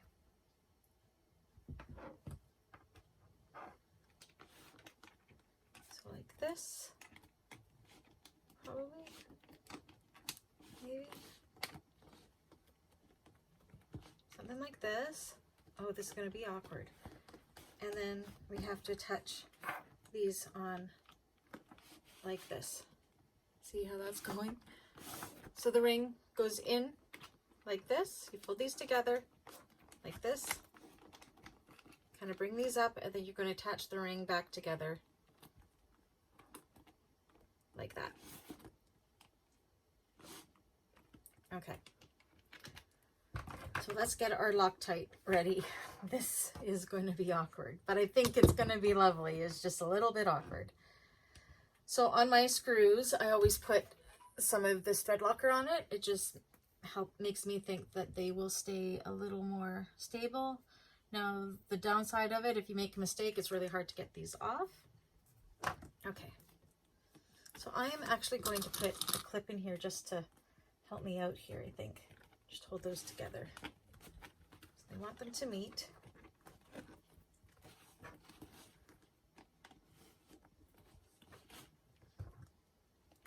That didn't help at all. Okay, so I'm gonna bring them together like this.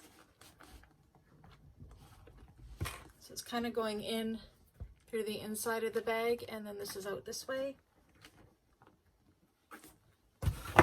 Push this kind of flat because I have to put the screws in now.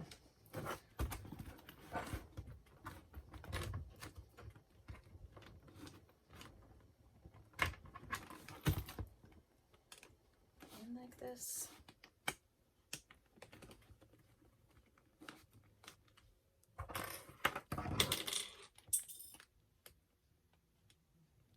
And the screws like this.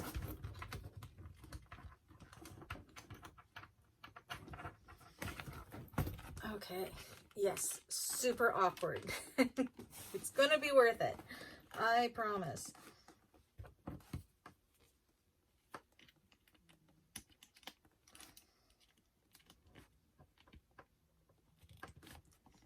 Okay, so you're not going to be able to see what I'm doing on camera because it's going to be a little bit awkward, but I have to get the screws back on like that. So I'm going to go ahead and do that so you don't have to watch me fumble with it. You go and fumble with yours, and then we will come back and show the end result.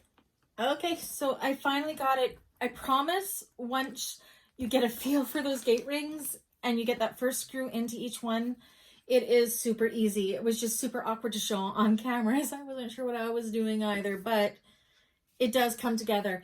My problem was I couldn't get the right size gate rings, so they were 1/4 inch too short.